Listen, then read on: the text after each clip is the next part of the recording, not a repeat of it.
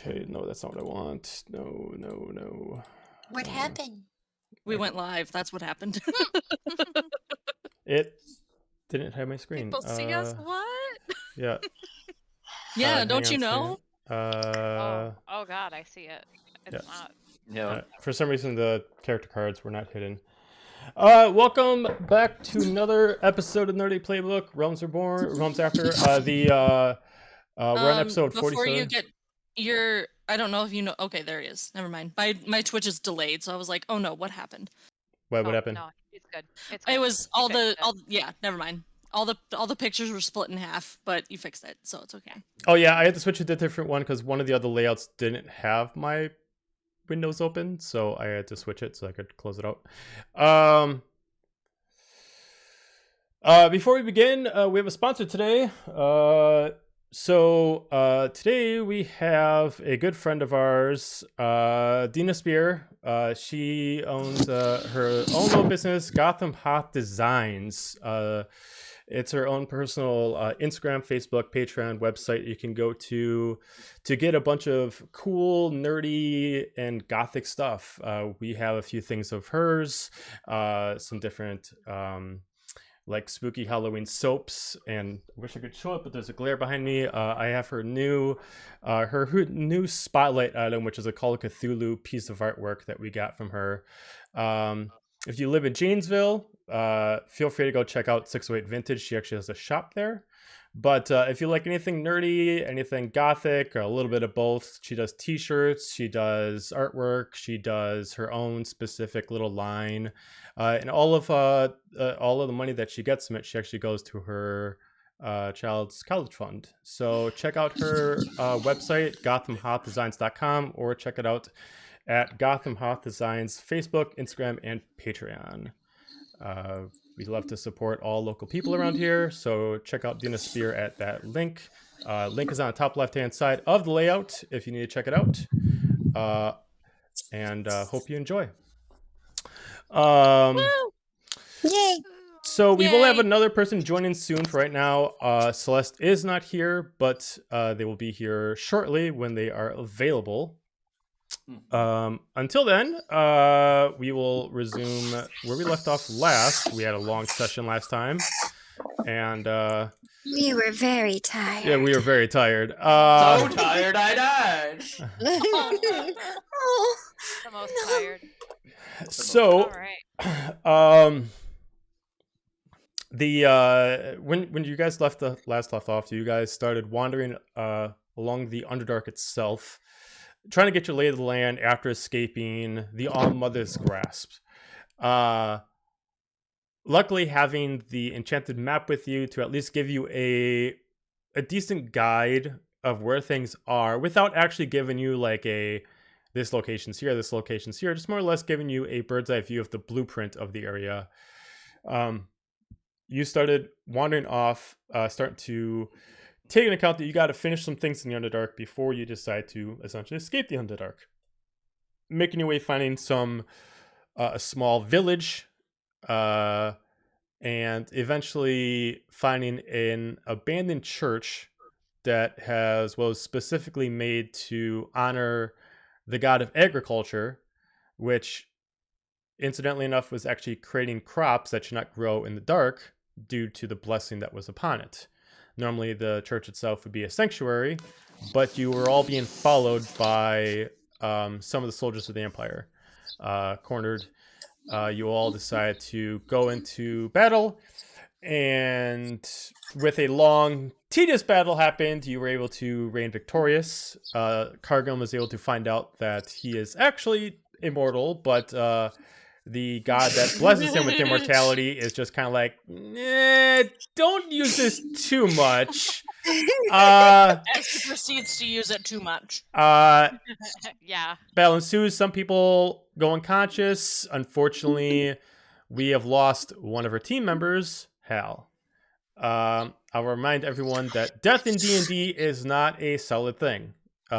Someone can be dead for a whole decade and be revived without saying that they're a zombie. They just come back. To an account, we already have someone here who has been brought back from the dead, which is Kargrim. So death is not permanent in D&D. There are ways around it. But that is where we left off. Taking into account, you guys can check if you want, but by all intents and purposes, if you weren't followed, the church is a sanctuary. So it is supposed to be a safe haven if you want to take a rest. I need somebody to unshackle me so I can Yeah. do some stuff. So I can do a thing. And let me take Also, off.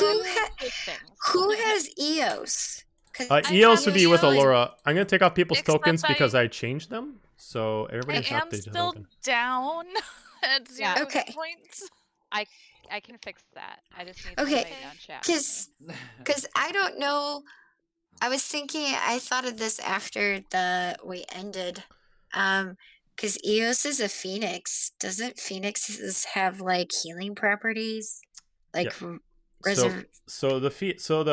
EOS is, because EOS is essentially a baby phoenix in all intents purposes. EOS is able to essentially sacrifice some of its power to revive one person, but just like a phoenix does, EOS will lose their flame, and EOS will have to essentially go into a coma for X amount of time, and it's up to a roll that Hal will have to make.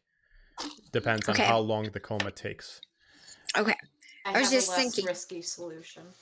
Okay. Well, I'm assuming Fig is undoing Gramps' shackles. Yeah, I can do Well, that. then, Okay. while they're doing that, Corbin's gonna go pick up Elle and at least stand her back up. Much appreciated. Okay. I'm gonna cast Resurrection on Hal. You touch a dead creature has been dead for no more than a century. It didn't die of That old put me at age, 1 and that hit isn't point. undead. Yes. Okay. If the soul is free and willing, the target returns to life with all its hit points. There you go. Woo! You're back, Hal. And then he's gonna scoot on over to Allura. So yeah, as Yes. Kargrim kind of, place the hands on, you see like a glow that actually is almost channeling through the actual building itself, and almost kind of like putting two paddles on a chest of someone to I bring was them just back to thinking life. that. I was like, clear. Yeah, you kind of Oh, like yeah, slowly it's gonna push exactly in, do that. as almost like all of you look, the radiant energy that's coming from Kargrim's hands almost looks like it's almost creating like a resistance between Hal's torso and the hands, like trying to push, like physically Oh. push radiant energy within him to essentially force him back alive, and then eventually pushes and just forces all the way down, and then Hal just snaps back out of it very slowly and groggily, like it's gonna take you a second before you can get back up, as if you were winded very, very hard. You haven't been gone long enough to be like, I've seen the other side, but This I has got like follow a the light at glimpse. the end of A the tunnel. glimpse. but it's Yeah. as if you got hit really, really hard, and it's gonna take you a bit before you can really center yourself to get back up. Makes Fair sense. enough.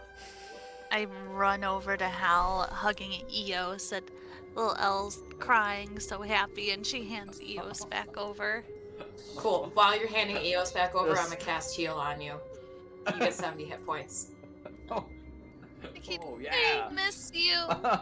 Oh yes, Can there's I many- get there's- some there's not a- heals? There's Yeah. not a dry face in the house. Everybody's Did we- crying. Did we Okay. want to take a short rest here, or are we gonna keep going? Do we want to take Take a... a short rest and then loot the bodies. Now, I'll remind you that we're not on a time crunch right now, so if you want to take a long rest, you can. But if you feel uncomfortable about someone sneaking up on you, you can take turns on long rests. So you could guys do wanna that. Either long rest or just a power nap. Just- But yeah, we gotta loop the bodies too. So Okay. Who is going to loot bodies? Taking into account there are a total of scattered around 10 regular soldiers and 1 Me. elite.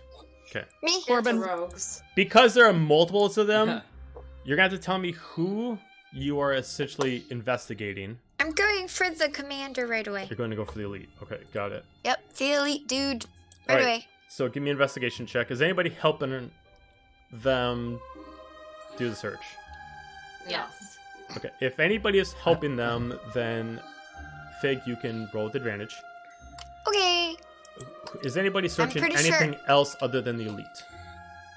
The asshole I mean- that killed me. I was to say, I tried Corbin to definitely kill wants to go to loot his own body because he hasn't been able to do that yet, and he wants cool Wait. stuff. So What? Loot your To own loot body? your- You mean? loot a body. Oh. Loot a Oh. body on his I own. was gonna say, wait. Yeah, I heard that too. All right. So That's for very- everybody so the else, rogues and if Corbin are looting. Well, sorry, we're all talking over Yeah. each other. So, Sorry. for anybody who's not helping Fig and you want to loot bodies, individually give me your own investigation checks. I think Hal would be too tired to loot, so he's chilling. Fair enough. You know, you've had a day. I've had a day. A little traumatized.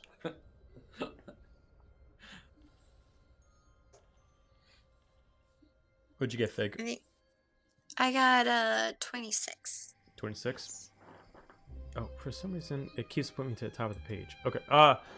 26. So, searching through the body with the help of Allura, you were able to find, other than just standard things an elite would have, certain pieces of armor, nothing that seems like it really grabs your attention. There are a couple things that the elite has that could at least benefit someone in the party. The elite has a very unique greatsword. You've been able to see what it does in combat. You don't really have to do investigation. You're able to see what it does. The great sword is the great sword itself is a +3 great sword, and it does an additional 2d10 damage. But you can spend a charge to either do a blade beam, which is very similar to Celeste's sword, or you can spend a charge to do what's called commanding presence, which allows him to skip his turn and give all teammates advantage on their turn. Nice. Well, I can't carry that, so. Well, right, you can't, but that's there. Take it. The other thing, I'm sorry, he has 2 things with that check. The other thing he has is what looks like a compass. Okay. The compass itself definitely feels magical in a certain way. But at first glance, you can't really tell, like, other than just being a compass, you can't really tell. Like, you don't know down here what true north is, so you can't really tell if, like, it's correct or not. But it does appear like a natural compass. The only difference is it looks like whatever it points to at north, it looks like it glows. Okay. As if north is actually a certain location, not specifically north. Okay. I'm gonna take the compass. Okay, the last thing is he has a pouch of 4 vials of remedy. Ooh. He has what a remedy. I don't know what that A is. vial of remedy is a potion that when you drink it, you are healed from all status ailments. If you're poisoned, if you're stunned, if you are petrified, and if someone force it down, you are immediately cured of all status ailments. This is how he was able to. How would I find those? Okay, so all my things are located under RM4M. RM4. Okay. Take Okay. one of those, Big. Sure, you can take one. There are 4 of them in total. It is called Elite's Vial of Remedy. I just need to find it. 1 second. All 3 items are located under RM4M. And then the other one's called Elite's Compass. I'm trying to find. I don't. Let's I'll see. send you a. I got it up. I'll send you a message. Okay. Oops. Ooh, if you can read it. Shoot. I guess I need to just spell out how to spell it out to find it. Okay, here we go. Here, I found it now. Okay. Oh, Now, obviously, you guys are looking at them, so they'll tell you what it is. But, did anybody look at the instructions for the compass? Okay, cool. No, So, but I can. don't No, if I you don't haven't know, put it in yet. Oh. I Yeah, haven't put so- it in yet. that's fine. Don't look at it because you don't know how it works. You can take it if you want, but you'll know how the remedy works. You'll know how the greatsword works, but you don't know how the compass works. You can equip it, but you don't know how it works. You can definitely check it and you can try to figure it out. It does seem like it's magical, not enchanted. Like looks like it was actually created from like pure magic. It does have like a the way that you got it was it looks like it was being worn like a necklace around the elite's neck, as if maybe it needs to attune to somebody. Okay. Other than that, the elite has a coin purse. Okay, how much coin? Okay. All right. So the elite has 100 gold pieces. 100 gold pieces. I'm pocketing that. And then 20 platinum pieces. Warm. And I'm taking it, and I will divide it up later. Got it. All right. For the rest of the group, who was going through all the others' pockets? I got a 15. Okay. Anybody else that I did? think. Okay. Because I think Alora was helping Fig. Right. So Yeah, I was helping Fig. Okay, I so- mean, can I help Fig and look? No. No, I mean, Okay. no. So if you guys want to take more time, you guys could spend like maybe another half an hour like searching bodies, and you could give me another check. It's totally up to you. can Alora help me Congrats. when Yeah, she's Alora done can- with Fig? Yeah, I mean, Laura. I mean, like if you want to take more time to do it and spend more time doing it, yeah, sure. Things will still move around in the world, but yeah, you can take more time to do it. Only if Alora wants to. If she wants to take a nap, I don't blame her. I don't want to take a nap. Okay. All right. So what'd you get for your check, Corbin? I got a 15. Okay, so taking some time to go through all the different pockets, you notice that the swords aren't that great. They're no better than anything you guys have. In fact, they seem like basic short swords. The soldiers are just very proficient with them. The armor, you guys have seen soldiers wear this kind of armor before. It just seems like a little bit more pristine, a little more clean. Maybe like these are some of the top brass, sort of speaking. Right. You can tell that each of them has exactly the same stuff. Each one has one single potion of healing, Mhm. has one potion of greater healing,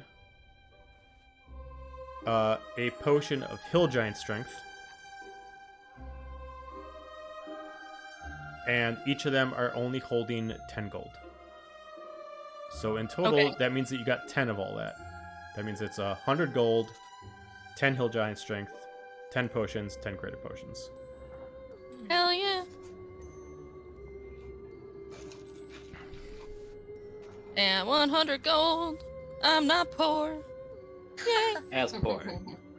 Wizards are poor. Other than that, as far as you can tell, there's nothing else like a value. You can find some stuff like there seems like it's like one of them has like it looks like they have like some what looks like sketching utensils, like maybe like they were writing home or something like that, and they were starting to get like an ink and quill that's portable, ready to like mark stuff.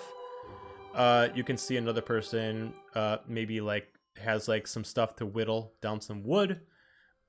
Nothing of use. And I'm sorry for Alora and Fig. There was one other thing that you would have found on the body. You found a note.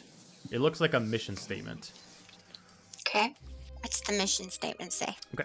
So the specific let me pull up the actual thing here. Okay. To all elite soldiers, the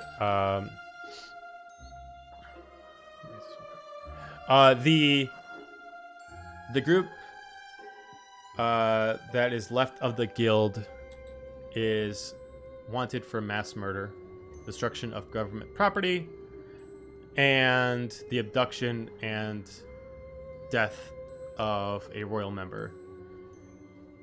Bring them back alive for high profit, death for a lower reward. And it has the royal seal at the bottom of it, with the title King Oberyn Sarah. Interesting. I give it to Elle. You want to pocket this for later? I look at it and go, Well, great. How am I gonna get our reward now for the Dawn? They're trying to kill us? How am I supposed to get this? They're gonna blame us, blame that death on us too. Well, it should be blamed on us. I mean, we're getting the money. Well, I don't think they're gonna give us the money, especially if we're already wanted. I kicked the dead guy. Okay. Fix the body. I mean, you guys can investigate like how the elite's clothes are different than the others. They have a very specific helmet that actually has like an enchantment in it that allows them to actually like, as you look, it looks like it's specifically meant to be worn all together, but it looks like the way that it works is that like if one of you tries it on, you look around and then it'd be like Alora, if you put it on, you immediately look at Fig, it immediately starts like loading up. Changeling shows like multiple blades on hand, threat level, dangerous, sort of like that. Take that. Just dangerous? That's insulting. But it looks like as soon as you put it on, like without the rest of the clothes, it's not super efficient. It looks like it needs to be worn kind of all together. You can kind of see that like the bracers for the outfit are like synced together. The boots kind of work together. Looks like the helmet could have some use, but it looks like it's like almost like disconnecting a device from a battery and you're never able to charge it again. It'll be useful for a little while, but unless you actually have it all synced up in one thing, it's not. It'll eventually just kind of crash down. Well, he's getting stripped of his clothes and it's all going in the bag of holding. Okay. Quick question, Joe. The regular potions of healing, are those action or bonus action ones? Actions. Okay. Yeah, I figured.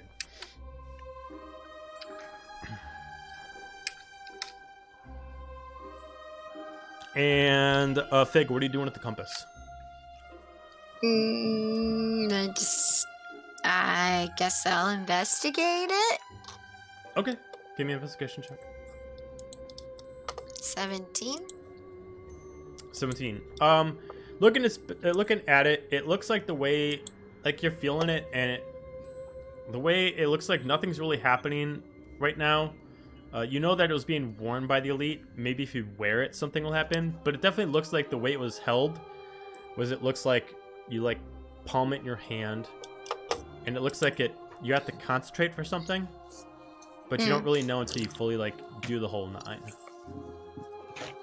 Okay, I'm just gonna put it in my pocket then. Okay, sounds good. All right, so who wants to take a long rest? Who wants to take a short rest? I want to I take would a like long to rest. take a long rest. Okay.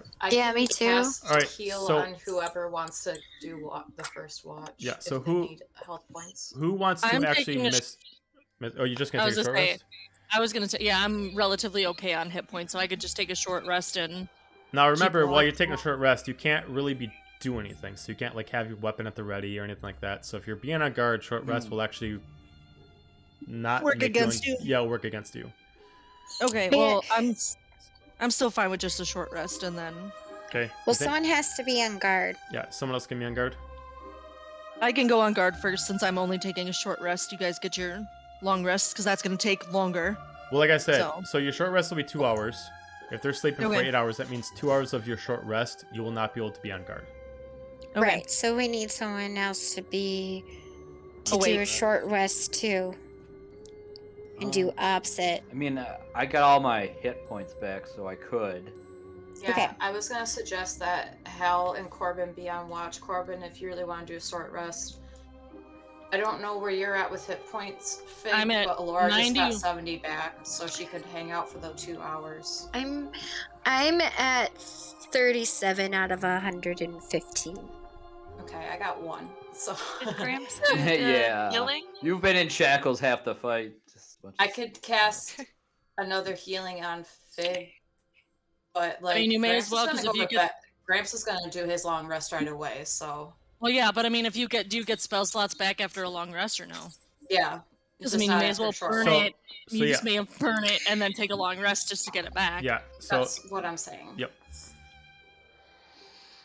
Yeah, if you're gonna take a long rest, use whatever spells you got left. If you can use them for anything, then take a long rest. You'll just get all your spells back. So Um, before I take a short rest, Elle was very made a lasting impression on Hal as he's seen her kick a dead body of one of the soldiers. So before he takes a rest, he goes, "Stupid soldier, die." He has very impressed emotions about the Empire and things like that. So he's gonna rage for a little bit, then he'll be like, Calm "Thanks for-" down, Hal. Yeah, You just and then came he- back from the dead. Don't overdo it. He's a little worked up. And then he kind of finds his inner calm for a bit, and then hugs Elle and says, "Thank you for taking care of Eos," and then prepares to take a short rest. Gotcha. Okay, so who's gonna be on guard first then? Hal That could and be- Corbin. Okay, because you can't take a short rest at the same time as other people are taking a long rest. Okay, So I if didn't know you're we were gonna- doing it together. That's what we're trying to figure That's fine. out. Okay, so Yeah, what it so- sounds like, what it sounds like what we're gonna So, do is everybody except for Hal and Corbin are gonna take a long rest. Then what? Okay. So between Corbin and Hal, one of you Yes. can't take a short rest first. You gotta be on Right. guard. That other person's gonna take a short rest. Then you guys switch turns on who's a short rest. Switch Then turns, for the other yep. 4 hours, you both are just not doing a short rest. So 2 hours for one person, 2 hours for the other person. Then 4 hours totally on guard together. Then everybody's awake. Yep. Okay. All right. And break. Okay. Cool. All right. So Cool. So, I'm just gonna just because I'm just gonna make a decision here. We'll have Corbin do the short rest first. Hal will be on watch first. Okay. So, Corbin, just with simple tasks. Is there anything you want to do during your short rest? Would I be able to analyze my gun a little bit more while doing a short rest, or is that considered doing an activity? If No, have to you be can. awake. You can analyze your gun during a short rest. Yeah, you can do that. I mean, you're awake. You just you can actively like investigate the gun. Yeah. Yeah, he wants to get more of the inner workings of it, because like he was tempted to take a shot at the person taking Hal away, but he also didn't want to shoot Hal, so he wants to like try and figure out more mechanically and maybe like practice like aiming down the sights, I guess, or like getting a feel for How it works. how it works without actually shooting it. Sure. Okay. So, like, without shooting it, it would be, you can give me a standard investigation check. 19. 19. You already know pretty much the stats of how it works. It Yep. works as a natural revolver. You have the 8 loaded shots. You don't have any extra ammo. You can spend a charge to essentially fire an extra shot. It does have a total of 8 charges. So you essentially could just literally blow the load right off the bat if you wanted to. But every time you shoot, you do have to make the strength check to see if you essentially drop the gun. Right. Because you have the proper strength stats, you get the roll with advantage. You do find out that due to the weight, though, you're fine, but for anyone to wield it properly, they need to at least have a strength stat of at least 13 to use it properly. Otherwise, they're disadvantaged with the gun.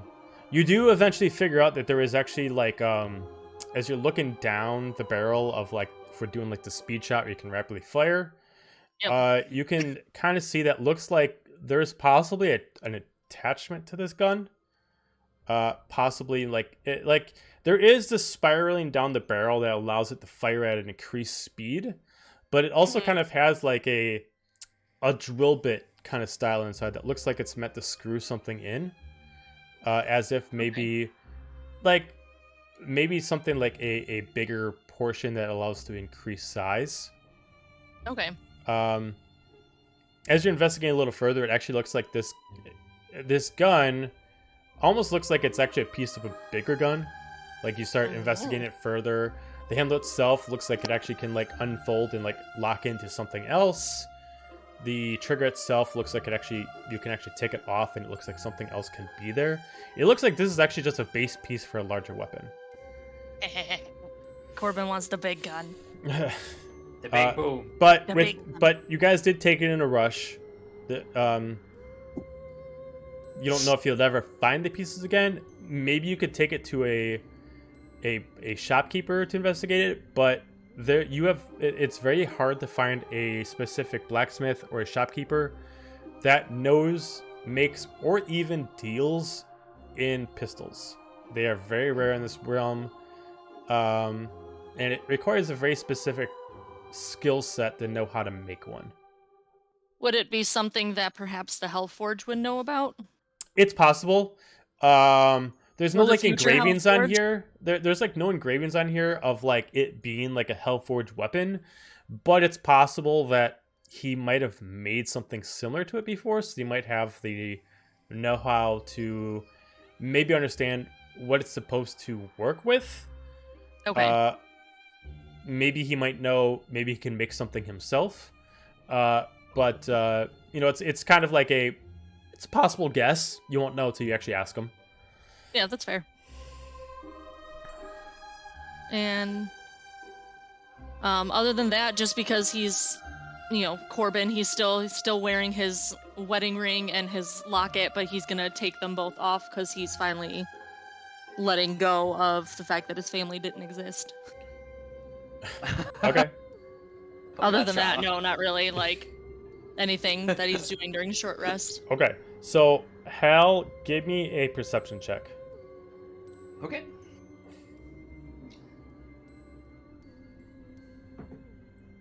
Oh, this is going to be good. Very good, very good. Very good. Yes. 29. 29. So keeping your eyes peeled, making sure you listen to everything. You're pretty content knowing that this area is safe. Thank God. There's nothing that really. The only thing that really interfered with the whole area was because you guys are followed here. But where the rest of the tunnels are eerie quiet, this area is just quiet. It does actually feel safe. It does actually feel like a sanctuary. Even though it is kind of destroyed, it is kind of busted. The essential cavern that you're in seems like no dwellers of this area would actually come into this specific spot, even if they were just crossing through. So you're pretty content knowing that this is a safe area. You might hear like a couple things in the distance, but they are like way down the area. Nothing even coming closer to you. Nothing increasing in sound. Nothing like that. Okay. 2 hours passed, and Corbin's short rest is over with. Hal, you can take your short rest. All right. Yay. Hal, is there anything you want to do on your short rest? Just hang out with Eos. Okay. Reconnect a little bit, kind of simmer down, and yeah. Okay. Like that. Eos seems to be kind of flying around the room, almost kind of bathing in the radiant energy that's around here, almost if it's like a natural heat source that is just Aw. working. Flying down, kind of comes by you, kind of nudges into your head a little bit, gets a few pets, kind of flies over, kind of curls into like the little sack with Alora to kind of like lay down and kind of curl in a little bit to give some natural warmth, and then kind of like flies around to get some more radiance. Sounds good. Corbin, give me Yes. a perception check. Okay. You got it. Do I though? Sure. Do I though? 12. Much like Hal, you don't feel any threat nearby. As you start to get a little comfortable, and it's nearing the 2-hour end mark of Hal kind of being done with his short rest, the Underdark in this area, not just specifically your cavern, there's a vibration that goes through it. It stops. Vibration again. As you're able to essentially hear that it's something happening from the surface, and it's creating a vibration that's actually dropping down the island. And Okay. something big is happening up on the top. Does it seem like it's a pattern? Like you were saying, like Not ebb and really. flow? It's like a big shake and then it stops. Then a big shake. Like 3 seconds later, then maybe 2 seconds later, then maybe 5 seconds later, and then it stops. Like there's no pattern. It's like shake, vibrate, boom, and then done. Okay.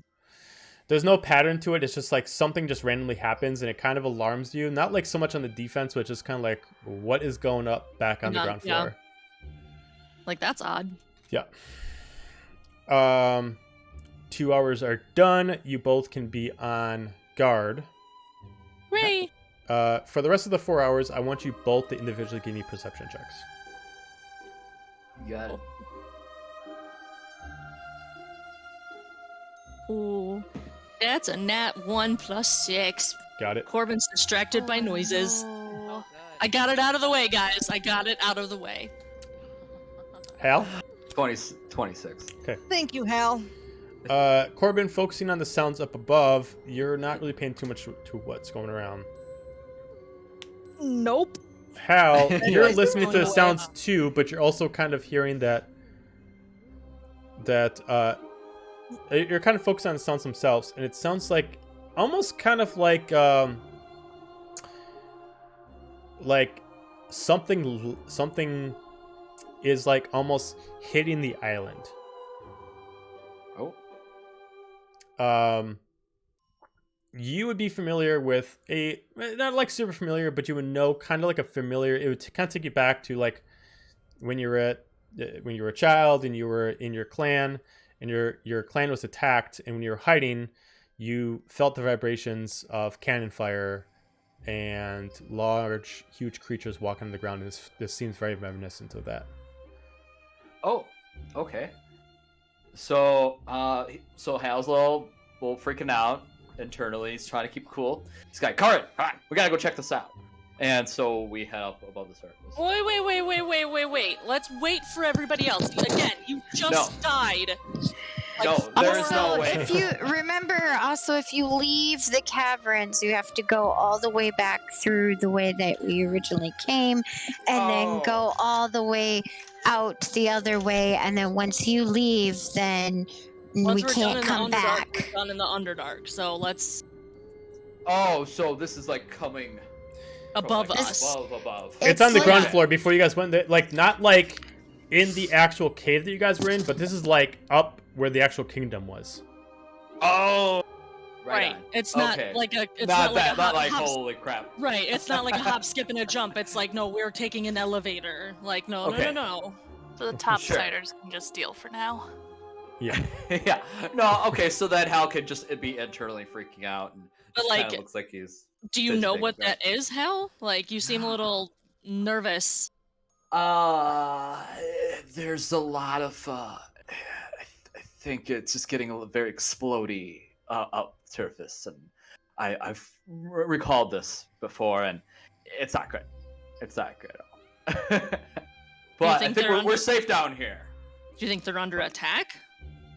Could it's reminiscent? Could be. I hope I'm wrong, but could be. Well, then we should definitely, hopefully, maybe get back. I don't really know. Yeah, I hope the Queen is doing okay, and our Patriots are doing okay up there, but I don't know. I hope I'm wrong. So while this is going on, we're going to go through the people asleep, and we're just going to see. Fig, you didn't tell me, but I'll let you tell me in case you forgot. Did you drink any tea before you went to sleep? I drank the tea. Okay, drank the tea. Okay. All right, so Fig, just give me a charisma check with advantage due to the tea. Okay. Natural 20, you are fine. You have a 22. completely peaceful sleep, a slumber that most of you can't get after a very stressful battle. Alora. So can I push my long rest Yes, you can. button yet? Yep. Alora, give me a charisma saving throw regular. What? Okay. Charisma, I'm never good at these. Nine. 9. mixed with like almost like you're having like 20 different nightmares at once, which are all jumbled together, like where you sleep and you just can't make sense of your nightmares, different things happening on. You get pieces of different things. You get pieces of being a kid, you get a piece of you still got to find your uncle, like everything that's going in your head is just being thrown into your nightmares right now, almost like a giant maze of I need to get this done, I need to get this done. But you still have a safe rest. You can press the long rest button. Oh yay. Kargrim, give me a wisdom saving throw because of being a cleric. Okay, 12. Much like when Fedona contacts you, you're starting to get visions, but this time it almost hurts in your sleep. Almost as if she's not being peaceful about it this time. She's just like, all right, we need to get this going. And just kind of shoves the nightmare right into your head. And you start repeating the visions of before. You start seeing pools of plague blood infesting the area. You see like the town that you guys were just in, the small little village, like almost like it's all rotting all the fruit and people are accidentally eating them and they're starting to turn into plague creatures. And then you're starting to see, zooming back out, you're starting to see the fallen cult member walking out with the staff. And you see a familiar face that was sent you messages before, that sent you on your current quest, which is the commander. And it looks like the Fallen Order member passes the staff on to the commander. You focus back again to the nightmare where you saw a faceless person wearing a Fallen Order mask killing the queen. This time, you see more of the vision. It cut out. Sorry, I heard the commander and then mask and queen. Okay. So you see the vision again of a faceless man wearing a fallen mask killing the queen with the emerald staff. This time you see more of it as the person steps back after killing the queen, removes the mask, and you see a face, but as soon as you see it, you immediately wake up freaking out, not fully knowing who the face is. But it's implanted in your head. You can click on your long rest. Okay. Is there something some sort of check I can do to try to like remember the face, or is it just gone? You can give me a Like a history? History? Mm, Or insight? I don't know. you can give me an insight check on yourself. Okay. Check yourself. Check, yo. Oh, I read it 19. myself. You kind of sit down after sleeping and you kind of position yourself, really trying to like think back to everything, and you're kind of going back. We're gonna pause on you because that's gonna take you roughly about 10-15 minutes to kind of go through your thoughts and really try to focus, because this isn't something you can just do like right off the bat.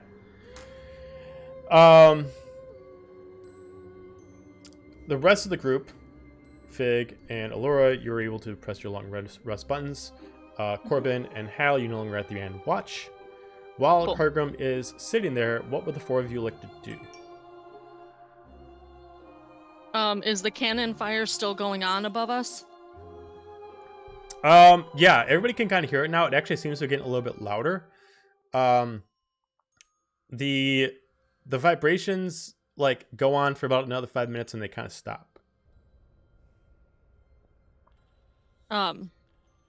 Corbin's at least gonna tell the others what that sound is, and perhaps we should make haste. I don't really know how best to proceed with, I'm not really looking to get into another fight immediately, especially if it's a cannon.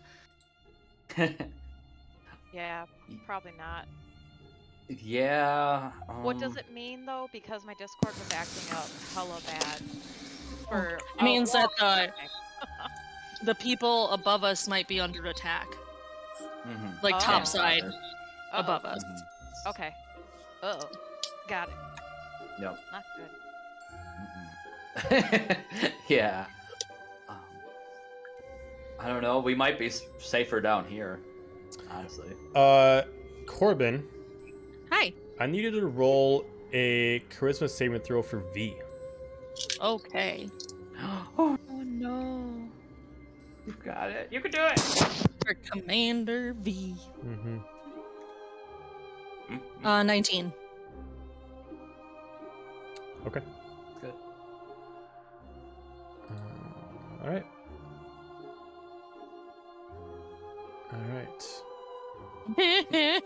That doesn't sound ominous. Yeah. Okay. So as all of you are hanging around, and Kargrim, you're still trying to focus on it. I need you to give me another insight check on yourself, because you're kind of going through all your memories, and it's like kind of jumbled up. You feel like you're getting there, but you need a little bit more. All right, 14. I'm a little groggy from dying so much. Okay. Yeah. The immortal Cargrim.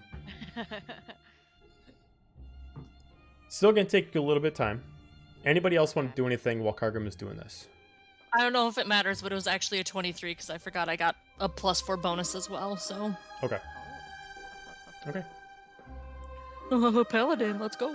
Oh.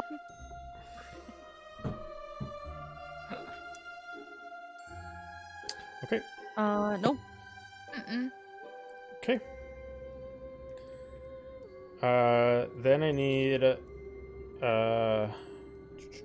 remember how this works. Okay. Then for Corbin, I need you to roll for V for a Wisdom saving throw. Okay. You're great at these, right? The best. The wisest. 18. Pretty good. And one more time. The extra +4 bonus is really helping, so you know that's a thing. Oh, wisdom. Yep, another one.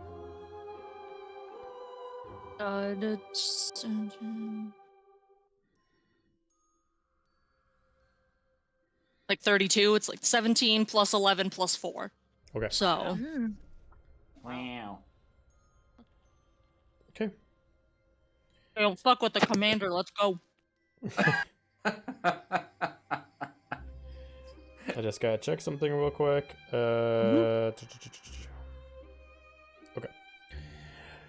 All right. So, Kargrim, you're focusing further, and now you refocus on like the image as if you're like rewinding back on an actual movie. And you're pulling it back, and you try to really focus in on it. And you're focusing, and then as soon as the person takes off the mask, you see that the person looks like the commander, but a little different.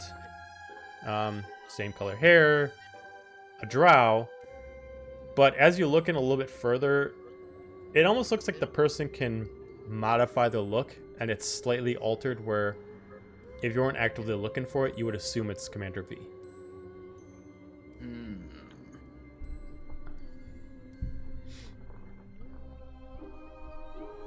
Okay.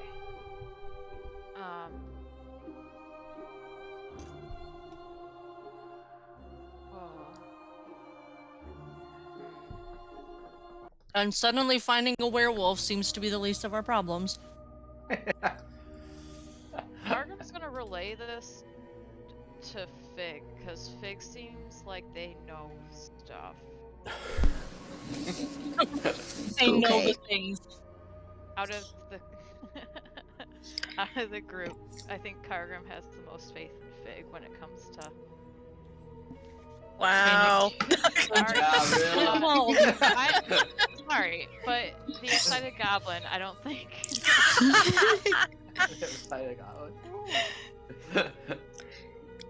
She's full of so- information.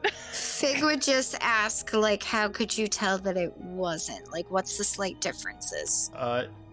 You could tell that there's specifically a scar that cannot be like modified. Like there's a scar on the person's face that looks like it's so deep that they can't transform and modify it.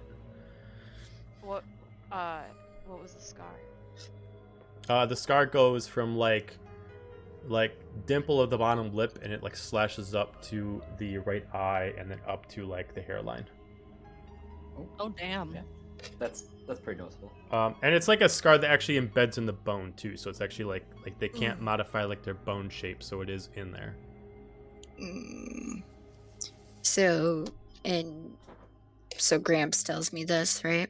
Yeah, he's gonna basically be like, hey, there's this guy with this scar on his face who's dressing up like Commander V. I think they're the person that's gonna try to kill the queen. Does this, like, sound, like, does the scar sound familiar? Do you know anybody that, like, I don't know how well you know Commander V, actually. Well, I can tell you that the scar sounds familiar because I saw a changeling this morning with one. Exactly like that. So, and they were a slave to the Empire, so I'm guessing they're being forced to change and do what the whim is. They took off pretty quickly. They were just gathering supplies this morning, and took off in a different direction to the Underdark.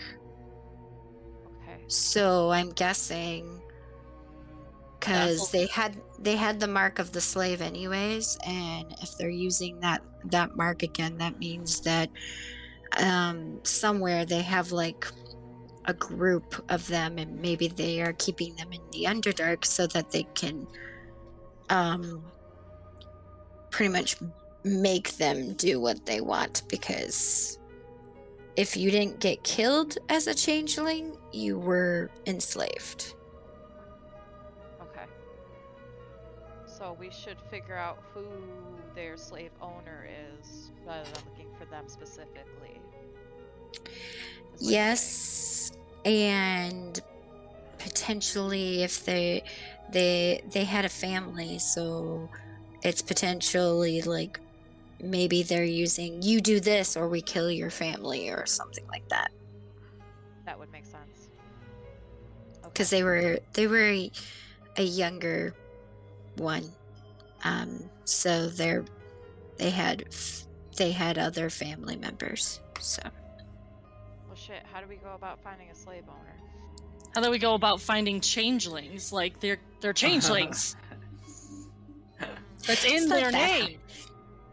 And I just like smirk. I'm like, it's not that hard. It's easy. I was like, it takes one to know one. It's pretty easy to pick them out. And probably every single one of them down here, besides myself, is going to have that mark, the branding mark, which looks like a scarab. Question for DM. Mm-hmm. The outfit that I looted off the commander guy, the elite, that shows stats, would it show if someone's race, like you're a tiefling, you're a changeling? Yep. When you actually looked at Fig, it actually did put down changeling, and this was one of the few times that you actually saw Fig for what Fig looks like when they don't change their form. It actually like stripped out the ability that they have to look, and you actually saw Fig as the pale, gender neutral version that Fig is without changing their form. It also called me dangerous instead of deadly. That's insulting. Rude. Is this, I'm guessing I can't wear this armor because it'll be like a child wearing their parents' clothing, right? I mean, you've been able to put it on, but you won't be able to like... You're not going to be dexterous. You're not going to be dexterous. While wearing it, you're going to get disadvantage with everything, because it's going to be like slopping on your head and stuff like that. And carrying it around in your hand is going to be quite large. So you can't just put it on your side. Is it something that we could that Celeste could wear? Celeste could wear it. I will just tell you right now, without the rest of the pieces and the garments to put on, the essential thing would only have 5 charges. So you'd use 1 charge to read out someone's stats right away. It says race, weapons that they have on them, if they have any kind of magical properties that seems dangerous, and what the threat level is. It also shows hidden people if you're actively trying to look for somebody. And because the suit needs to be attuned to somebody. No one could just put on the whole suit and just get away with it. So if you just had the helmet on, the multiple people that could wear it. Kargrim could technically wear it because even though Kargrim's shorter, Kargrim's also like thicker. So He's a beefy boy. it would still technically work. Are we Cargman or Gramps? Which one are Kargrim and Gramps are can the we- same person. Oh, well, I'm trying to figure out Corbin? who we're talking about. Okay, all right. Because All right, so Gramp. Kargrim, which is Okay. Gramps, can wear it because Kargrim is a larger person, even in short in stature. Okay. Other than that, it would be Celeste, and that'd be it. Engie would be the right size, but it wouldn't work with someone with horns. because his horns. Yeah, that's what I was thinking. Same with me. I've got the Got it. Correct. horn and a half. So can we just cut holes in the helmet for the horn? It is electrical, so it would just break it. It would break it. Fair enough. So if it's just the helmet, I'll keep it. Otherwise, Gramps, do you want the whole ensemble? And you can wear it and see everything. Well, remember, no one can wear the whole thing. It doesn't work. It Oh. needs to be attuned to someone who's actually. It looks like the way it's set up is it needs to be attuned to somebody who actually is of that. Like, it's made for that specific person, not just like we got 500 of this Oh. specific outfit. We're just gonna give them to you. This one's actually made for So this we guy. can't attune to it. Okay. You can't tune to it, which is why you only have 5 charges.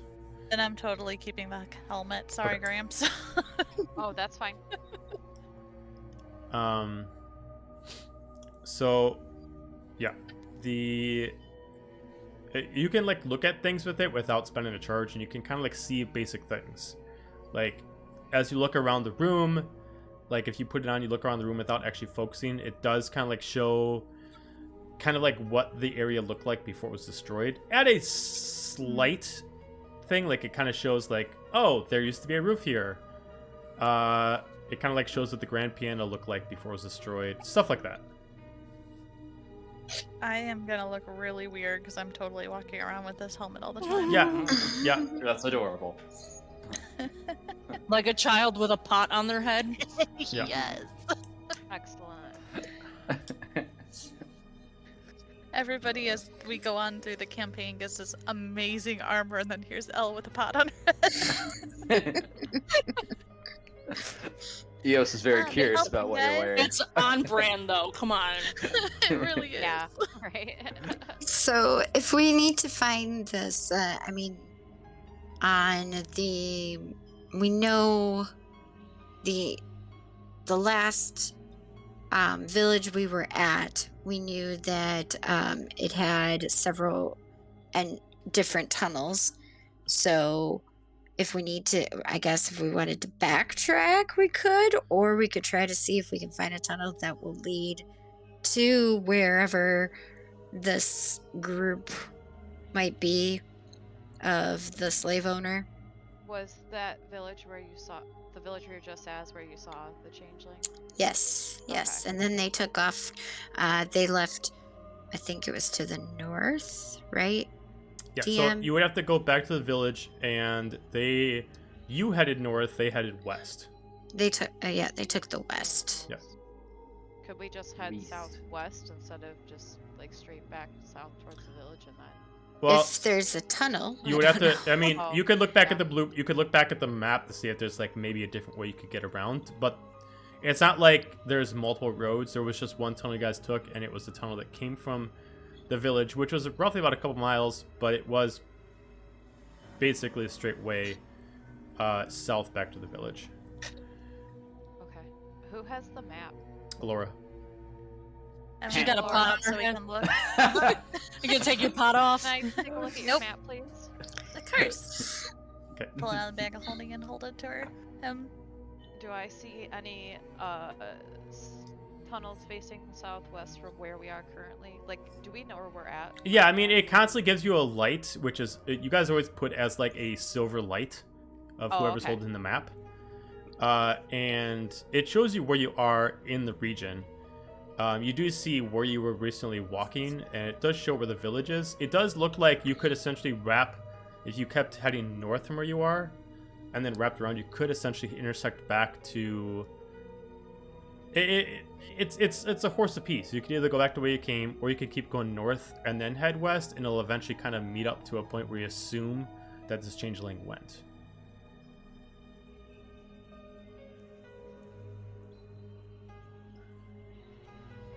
It's up to you guys which way you want to do it. Elle's still too enthralled with looking around the building to pay attention, so wherever you guys go, she'll I follow. was gonna make you guys a Well- physical map, but because the realm constantly changes, I was like, no. So that's why I did not physically make you guys a map. Well, Mr. Them person, Miss Changelings aren't that hard to spot. Lead the way. Okay, well, then I'm gonna go back the way that we came because it's a direct path. Okay. All right. Sure. So I think the last person who rolled the d20 for me was Cargrim, so I need someone else to roll me a d20 to see what kind of anything might happen for you guys on your walk in the Underdark. I got it. Okay, Alora, Next slide. d20. Do we need to take Hey. a break? Also, I didn't know. Oh. I was trying to. It looks like Josh is Oh. chatting something. Okay. He said it's gonna be a little bit longer. Oh, okay. 8. Okay. So, No, not that one. okay. So the amount of time it took you guys to get here was roughly about 2 hours to get to this spot. So it's taking you a little bit to get back. You start crossing back in the path where Hale is able to find the track marks of what he confidently assumed was a werewolf you guys were supposed to track.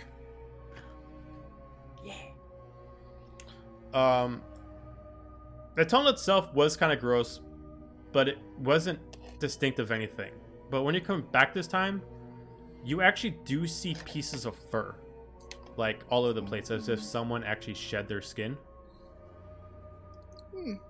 Interesting.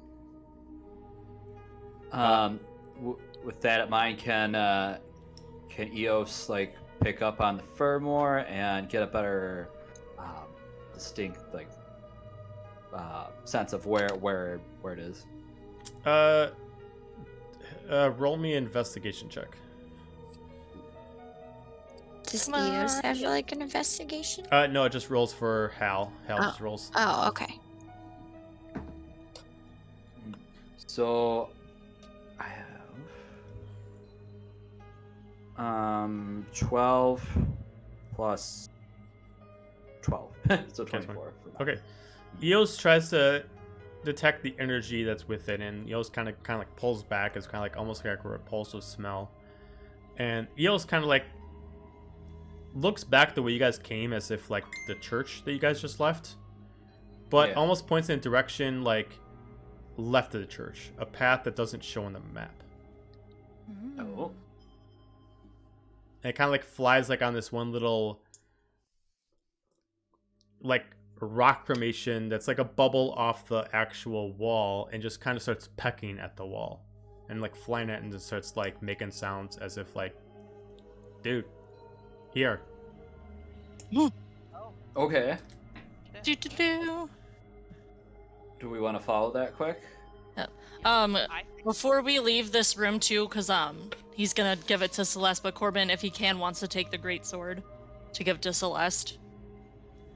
If he's able to. That Fig found, or did we? We put it in the bag of holding, I think. Okay. Cool. Then never mind.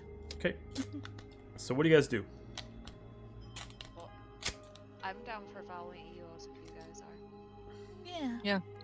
Yeah, we can do whatever. Werewolf hunting. All right. So you get to this wall, and you're trying to figure out what Eos is trying to peck at, and the wall doesn't seem any different than anything else. It's still uneven, still moisture is on it. You know, it's damp, but also humid at the same time. You can't really like Eos clearly can tell that there's the aroma from the creature has gone through this area, but you guys can't see like if there's like you put your hands against the wall. It's like, okay, Can we do the tapping to see if it sounds like hollow? sure. Give me an Can I use- investigation check. If you guys are gonna work together, one of you can give it to me with advantage. My investigation is I not was- that great. I was gonna see if we could do a survival check. Oh well, If that's someone can do possible. investigation. Someone can do me survival. Okay, I'm gonna do a I could- survival check. Okay. 21. You want me Is to do the someone in- investigation? Yeah, I was gonna say I will help you with investigating. Okay. So let's see. Oh, good thing you helped. Yeah. All these dice about to get grounded. Yay! Yay. So 19 plus 12. Okay. That's a big Between investigating and survival, Fig, first you're kind of like decided to just pretend like the wall isn't there and just trying to walk the tracks as if like, okay, where would this lead me? And you start noticing that it does look like, as you really focus on the ground, like something has drag marks, as if like two specific gray lines that are kind of all over the place, like almost as if you're following a cart that has very wobbly wheels, are being dragged against the ground like it's too heavy, so it's pressing down on the wheels, dragging against the dirt, and it moves past the wall. No stopping point, nothing. No spot where it weighs down. It just keeps going. And you start looking around. You start to kind of check the wall. You can essentially notice, like, okay, if this is a false wall, I know where it is. I just can't find the trigger. Using that information, Hal and Corbin, you look around and you're able to feel around, and you eventually find that one of the rocks, essentially, you pull it down, and the wall itself disappears. Yay. High five, Hal. Yeah. It opens up Teamwork. itself to a separate pathway that looks like it was always here. A tunnel that's just as wide as the tunnel you came from. Where if you kept going the same straight line back to the church, you would go north. This is kind of like curving northwest, almost in kind of like a loop. Like you start going a little bit northwest, then more west, then more northwest, and more northwest, then a little bit more west. Then now you're going completely west. Okay. And then you start noticing that you start descending a little bit. 5 feet a little bit lower, 5 feet a little bit lower. Oh, did we go in it? Oh, my bad. Did you guys not go in it? I didn't know. Did we? That's why I was asking. we I would can. assume we did. Okay. Yeah, we should be good. I was Maybe effort to find the asking, wall. like, Find a hidden Well, wall. here's secret Nobody entrance. said- I guess that's good. well, Yeah. nobody Okay, said that so- we were like. Nobody said, "Hey, Sure. we're gonna go in it or check it out before we Corbin- went." So, Corbin and Hal just high fived, and then we just stare at each other like, okay. well, because I was Now gonna be what? like, if we hadn't gone in it yet, I was gonna be like, maybe we should see if now it appeared on the map or something, like that kind of thing. Yeah. But if I mean, we you can check went to see if into it appears on the map. I'm gonna take the map out and look. Okay. You look at the map, the tunnel still does not exist on the map. Okay. In fact, Uncharted if you keep the territory. map out while you walk in, you disappear from the map. Oh, incognito.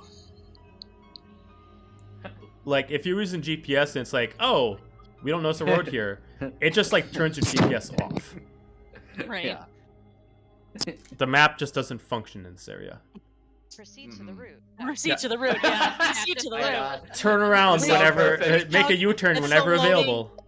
It's the You have the loading perfect screen voice for that's that. just Yeah. rerouting. Yeah, rerouting. Maybe proceed to the route. Error 404, yeah. So, I need to know walking order. Who's leading, who's at the end? Eos is in the front. Yeah, I think we should put some of the sneaky people in the front because we don't know what we're gonna run I'll into. lead with the helmet. Ideally. And those who don't have dark vision should be sandwiched between those that do. Which I think is There's just, just it's- one. It's just Hal. Yeah, Mhm. it's just Hal. And Yep. Eos should probably be tucked away so the light doesn't attract. Unwanted attention. Yeah. Yeah. Oh, I suppose if we want to be super sneaky. I'll bring up the rear since I'm loud, clunky boy. All right. Well, I'm I'll just be thinking playing. because I'm just thinking if we had Eos out in front right. and all of a sudden, poof, no more light because werewolf took little Eos, like, because like kind of thing. It's Let's just try like not Too to. adventurous. Let's try not to kill Eos. Like, Just use Eos as an anglerfish and just lead it back. Okay. That's fine. So, like I was saying, as you guys go more west, it starts ascending about 5 feet. Then about another 20 feet, drops down another 5 feet. For our rogues to the front, you start noticing at a distance, you start seeing light. Now, in the Underdark, light is not uncommon. This is electrical light. You start seeing things wired to the walls. Interesting. I'm going to change my form to look like one of the soldiers while we're out here. Okay. You start going into a tunnel, and the tunnel now is kind of like... There's things like metal pieces that are pressed up against the wall to be up against the cavern walls to almost kind of like so it can hang things. You start seeing like different kind of tools being hung up. You start seeing that there's floor pieces. You do see the cart that was brought in here that had the drag marks. It looks like a very, very old rickety cart.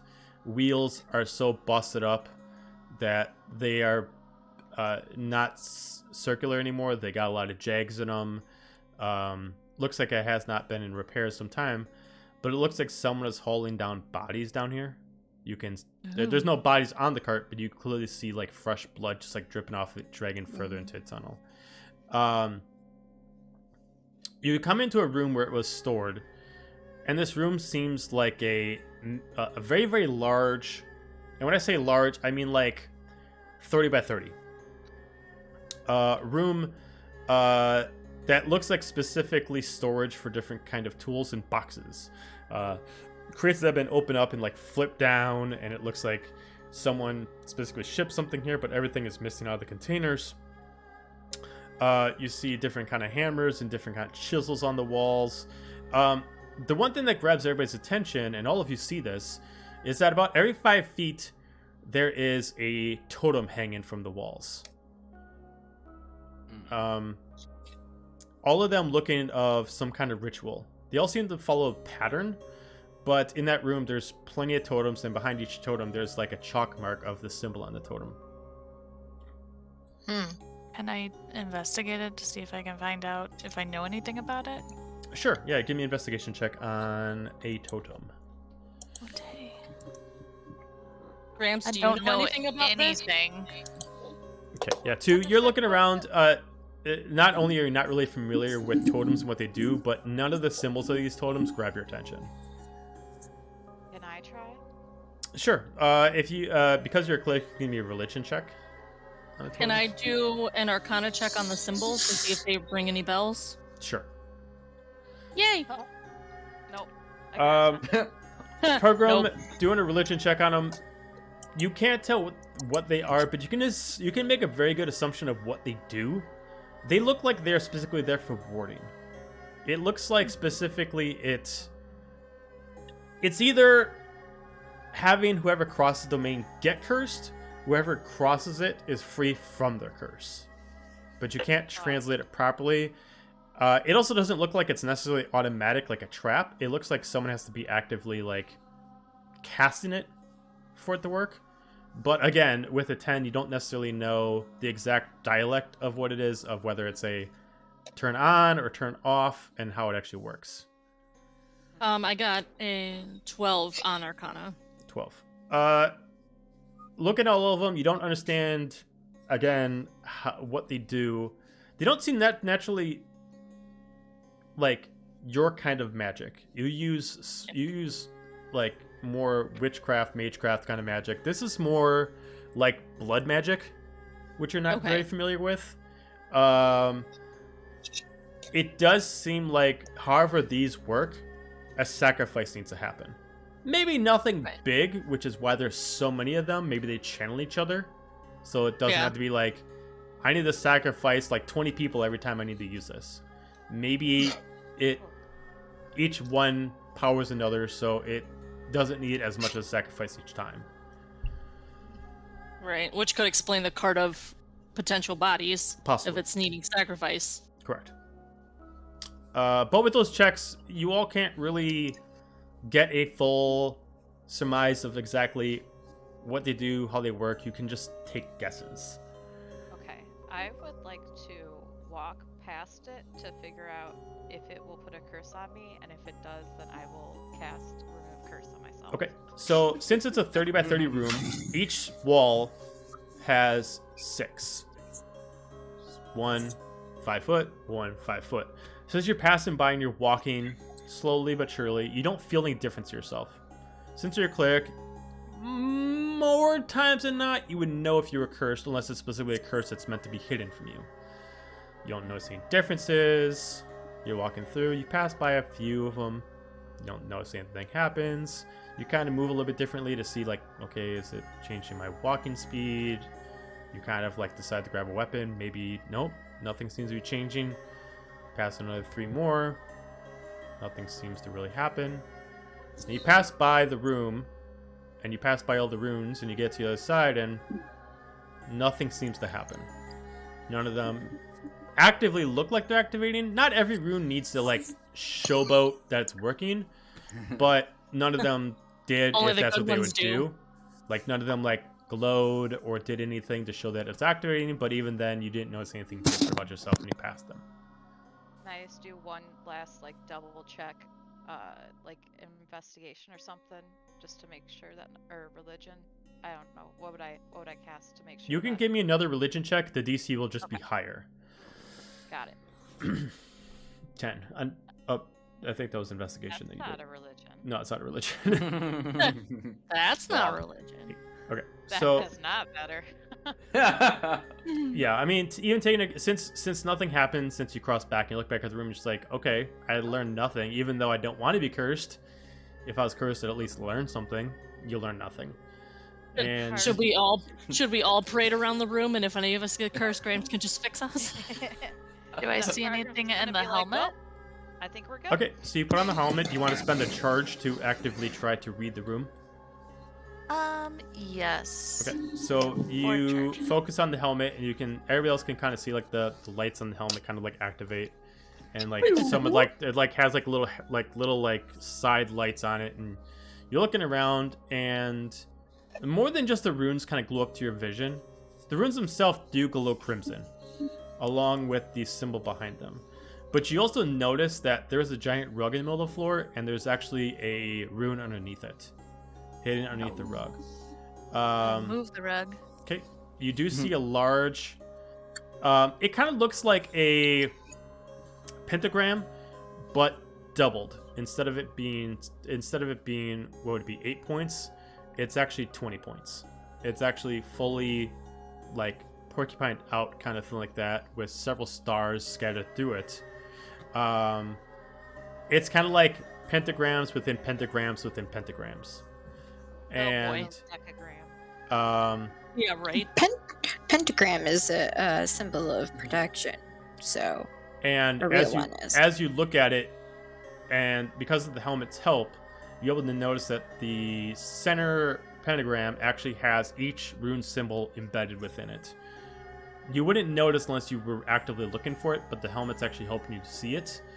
And like each corner that it points to actually has the symbol of the rune it's pointing to. The helmet doesn't necessarily tell you like how it works, it's just showing you that it's there and that these runes can be activated. It's not like they're drained of energy, but it does show you them there. It doesn't show anything else other than there's a doorway right behind Cargrim, because Cargrim passed the room, and that there does seem to be a hidden hatch underneath the pentagram, but based off the look of it, looks like the runes have to be activated for the hatch to be opened. Whoa, Gramps, look at this. Do you recognize any of this? Do you know what it says? You can give me a religion check again if you want to. DC will be lower because now you're actively knowing what you're looking at. 22. Also, there's a door behind you. There we go. Oh, wow. Because you're looking at the main one, not the sub ones, you understand what the main one does. It's essentially an absorption spell. This is actually what's taking the energy of the cursed objects. It's taken to one spot, and it's meant to protect whoever's standing in the spot. Most likely, it's meant to temporarily remove their curse. So when the runes are activated, when that person stands there, it's supposed to temporarily remove whatever curse is actually on them. And then it looks like if for some reason it fails, there's a trapdoor underneath it that traps them somewhere else in case they, get out of control. So pretty much a giant werewolf trap. Essentially, based on context, you can assume that who's ever doing this is trying to Break their curse. to let them kind of relax for a little bit, and if for some reason the werewolf is too enraged, then to save themselves, they'll essentially drop them out in the trap and be like, okay, this didn't work, we'll try this again later. So pretty much if like they are not behaving, like they want them to be wolfed out in their timeline, not on their own timeline, and so there's way around it. This doesn't force them to turn into a wolf. This forces them but it forces them out, right? Yeah. It forces them out of their werewolf form. Yeah, it forces them back into their non-werewolf form. Right. And based on the context, this is supposed to be a remove curse, which is supposed to necessarily mean that that person doesn't want to be a werewolf. Right. Or they're a pawn of the Empire. They're a werewolf that's been captured by the Empire or made to be a werewolf, and they're using them as their own weapon. And when they don't need it, they take the werewolf curse away. And if it doesn't work to take it away, then they drop them into that hatch thing. Maybe. I mean, logically, makes sense for using as a weapon wise. If you can't figure out how to beat it, use it. That's how the saying goes. Okay. Yeah. Okay. Well, since we're not at risk of getting cursed, That's good. Cargrim wants to try to open the door that he's in front of. The door that's right behind you? Yeah. Okay. The door is not locked. It is a sliding door that kind of like embeds itself in the rock walls. You're able to open it up, and there's another tunnel that further goes downward. This one actually turns into a staircase. It doesn't spiral by any means. It looks like it just drops you down like 20 feet, and then you see another path going on further. You do see at this point, before you even drop down, that there is like, to your guys' eyes, you don't know what it is, but essentially it's a generator. It's a source of power that's essentially giving this area unlimited energy while it's being powered up, and it has long, large cables like power lines that are going down the pathway. It's giving it light. Cool. He's gonna motion to Alora and Fig and be like, after you. Bill jumps on down. Okay. Sneaks. All right. Much like the rest of the place, all the walls, ceilings, and floors are covered in metal plating. Make it a little bit harder to be quiet. So both of you give me a stealth check, Allura and Fig. Since these metal plates aren't necessarily screwed to the ground, so you're essentially walking on loose plating. Okay, natural 20 and 32. Cool. Cool. Unlimited We are power. silent. All right. I got a 30. So even taking into account Even that with you are like on balance beams on these metal pieces, you have with no a pot problem. on your head. With the bottom. Once you make your way down the steps, you get down in a large corridor. You get your way to what looks like a small, kind of like a lobby area, like a small little atrium. The pathway goes further past the atrium, but there seems to be a door to your left and a door to your right. The doors themselves are not fancy by any means. It looks like someone just quickly put in a door frame, a wooden door, and a simple handle. I'm gonna go listen to the doors. Okay, which door would you like to try first? Oh, I was asking Elle if she wanted to. Yeah, you take the left and I'll take the right. Okay, both Sure. of you give me perception checks since you aren't able to see past the doors. 20 for Fig. 20 We both got 20s. Both 20s. got 20s. All right. So listen in the doors. one The does. door on the left, because I don't remember who did what. The door on the left, you're listening in, and you hear, almost sounds like a grandfather clock. Like you hear a large ticking back and forth with almost the wind of the actual chime moving back and forth. Other than that, you don't hear anything else in the room. Door on the right, it sounds like you can hear someone pacing back and forth, and then they stop. And you hear another door open on the other side, and then you hear it close, and you hear a click of a lock. Real quick, when everybody's passing through the doorway, Kargrim is going to touch each one of them and cast Death Ward, so that way if anybody drops down to 0 hit points, Got it. they go back to 1. Thank you. Hooray! Reassume the position of him being at the back, so. Yep.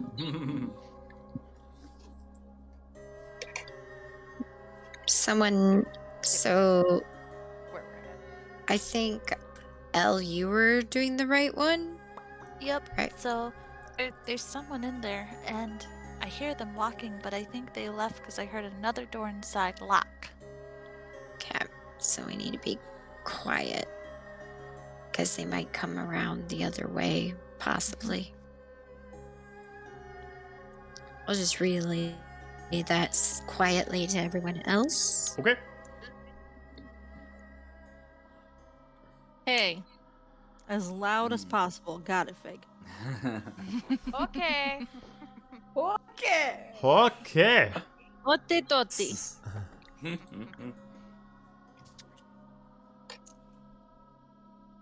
So are we going through the door, or are we just gonna stand and stare at it? Did we hear what was in the left? A left The door, left you can one only hear a only clock. had a clock sound. Well, it could be a bomb. Or it could be a clock. Oh, thanks, Hal. First cannons, now bombs. What have you seen? Should we peer through the left door first, just to see if there's anything? Because we know that somebody's on the right and there's another entrance. Probably. Good idea. Let's do it. Okay. I'm What's worse that could gonna happen? Sneakily Yeah, go open for the it. door. Well, no, I lied. I'm gonna check for traps. Check for traps. Yeah, Like, I was just- gonna say check for There you traps. go. Just Okay, push so the give door me a open and dexterity everything- plus proficiency for checking traps. Let's see, which is 5. Okay, so 11. 11. You're checking the door. You're not able to find any checks, but you're pretty confident to know that a door this rickety, it'd be very difficult to hide a trap on it.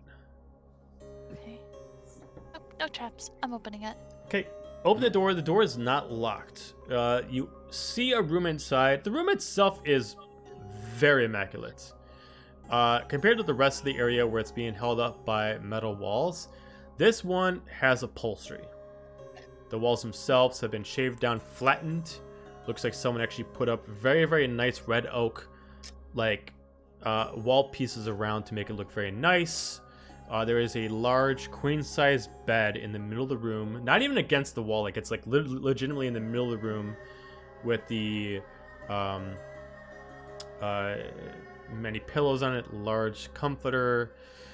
You see a vanity at the side on the left side of the room, makeups, jewelries of very high expense, a large, very, very gorgeous dresser.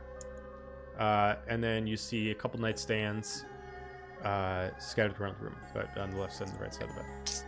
Does I look anything at look this? familiar? Jewelry. Okay, so I heard familiar. I was gonna say, does anything look familiar? I'm guessing it's potentially the madam's house, new room.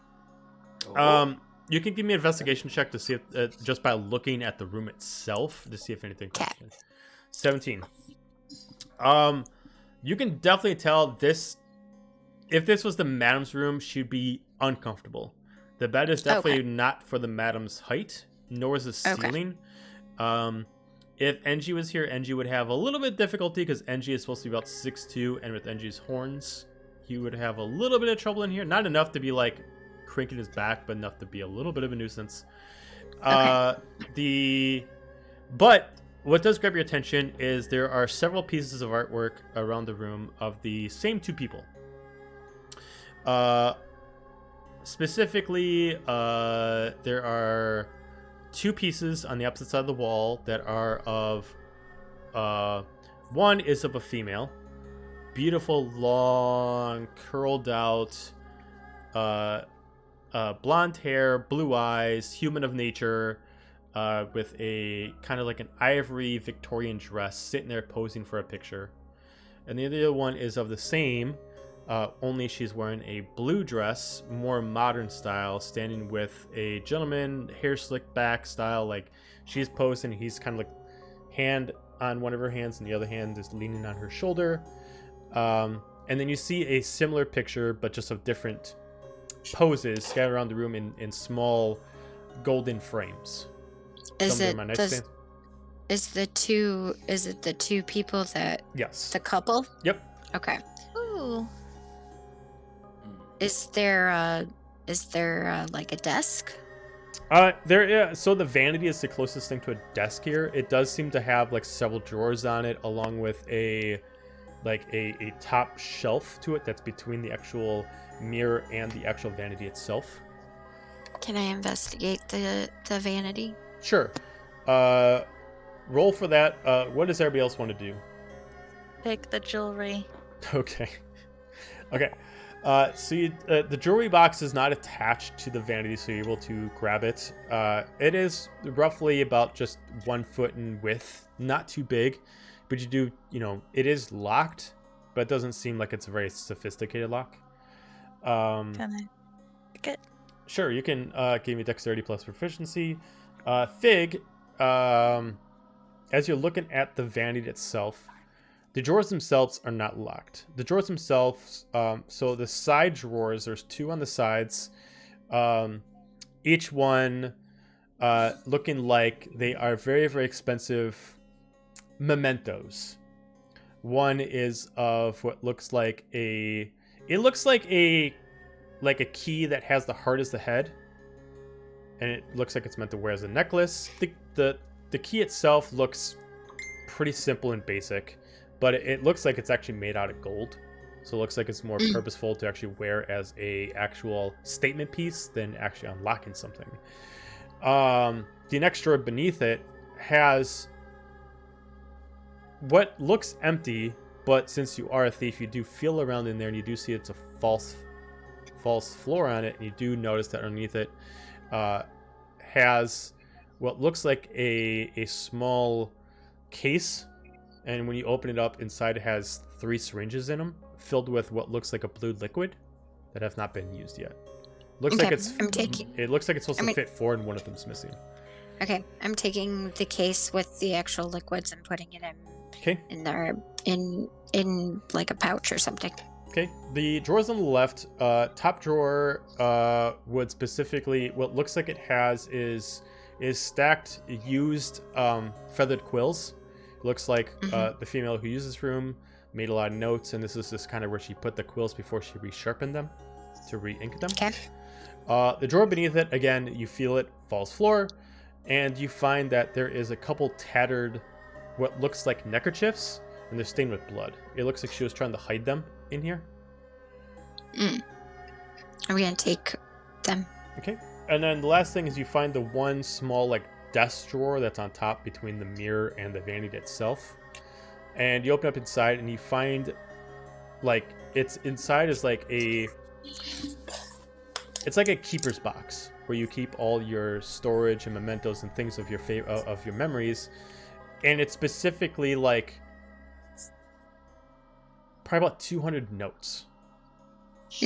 It's like if someone had a diary but they didn't have a book, so they just kept writing pages down and put them in here. Okay, taking them all. Okay. I'll read them later. Okay. And Allura, you said it was 100 or it's like 200? 200.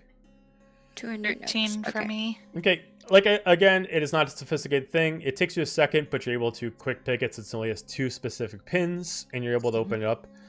There is no gold by any means, but there's a lot of jewelry. So be ready to write this down. Oh, set. Okay, so you have 4 sets of pearl necklaces, Okay. a diamond embedded emerald necklace,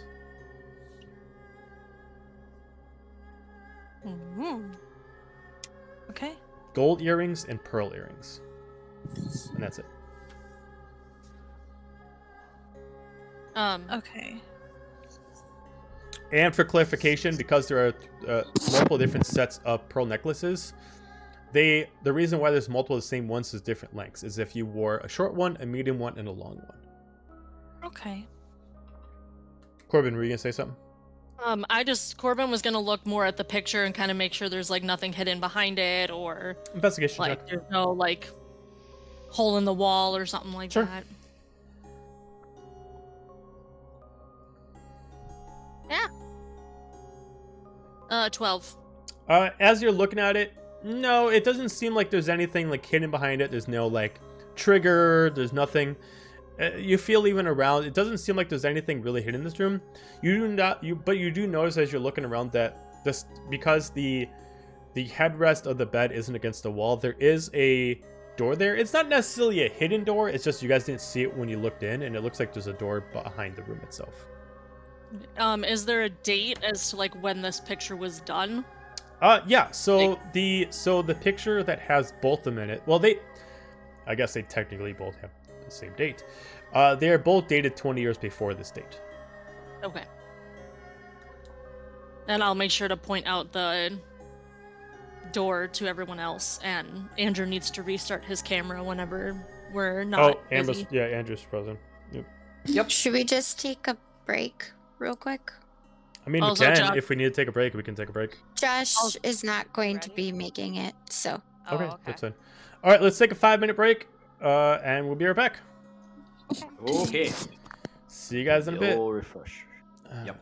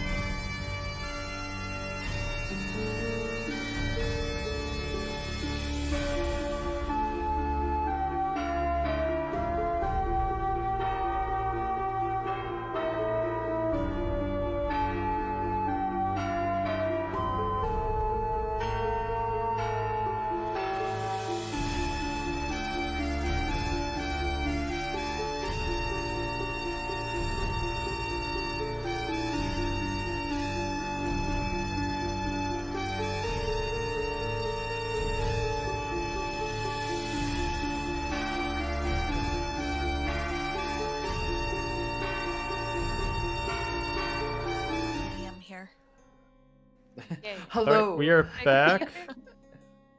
Hello, disembodied voice. Hello. It's the seer. Oh God. Okay, so you oh, where we at? All right, so Still in the room. yeah, you guys are in the room. What would you guys like to do right now? There's no other doors. Well, there is one other door in the room, and it's behind the bed. It's not a hidden door. It's just you didn't see it when you came in the room because because the bed itself is in the middle of the room, not against the wall. So where it would essentially be against the wall is where a door is. It's not hidden by any means. It's just you didn't see it right away. Corey, you were gonna say something, and then I'll check it for traps or listen No, to it yeah, after. no. I was just gonna say that Corbin told everyone about the door behind the bed. Oh, okay. Go. Do it. So then, onward. Does EOS still have a decent sense of where? Eos has kind of lost the ability to find because it's like, yeah, it came this way, but doesn't spell anymore. Okay. Sure. Too much going on. So go through it or go back to where that person was? We could check the door. We could look out. Which door? The door that's behind the bed, Yeah. or the door that you heard the voice? I would like to look at the door behind the bed. Okay. Yeah. Sure. Once again, the door is not locked. But you do notice that as you open it, no trap is activated, but you do hear gears going. Like as you open it, gears start speeding up. And you see it's kind of like an elevator shaft. Pretty big. You look like it could fit 3 average-sized people. The elevator shaft actually looks kind of like a cage. Like once you go in it, it shuts on you, and then it just drops. It looks like it has like no gears to slow it down. It just looks like as the door opens, the cage itself activates. You're not able to really see what the elevator does unless you actually go inside of it. But it just looks like it's meant to be like, I'm gonna quick run in here and I'm gonna drop down. It's the giant drop at Six Flags. Does the door open towards us or towards the elevator? Towards you. Maybe we should block this door for now? Like, can we all lift the bed and put it in front so nobody can come out, and then check the other? I mean, if everyone wants to work together, yeah, you could slide the bed. I would need a group strength check to see if you make a lot of noise dragging it. Yeah, I did. Sure. It's my -1 strength. Ooh. Oh no. Ooh. Oh, Cardrum with still a rolled natural pretty good. 1. What the hell? I did the same. Oh I did the same. no. Oh, That D20's gone forever. All right. So I got a 12. this is hilarious We're because not- like the rogues did the best strength checks. Yeah. So you're all able to move it, but as you're moving it, none of you have like a teamwork enough job to pick it up and move it. So you kind of like lift up one side, but you're kind of dragging a little bit. You're trying to do it slow so you don't make too much noise. Nothing seems really wrecked, but you do kind of got like wood dragging against wood kind of sound. But you're able to put the bed in front of the door so it doesn't close. Cool. Now, are you trying to get the door from not closing or not opening? Not opening. Not opening. Okay, so you push the door, you push the bed against it so it doesn't open. Got it. Okay. Anything else you guys want to do in the room? I think we're okay. Okay, so you head back out to the main corridor. Once again, there is, if you took your way to the right, that's where you came from. Left seems like a big door. Left is a further corridor going down, and straight ahead is the door that was checked by Laura.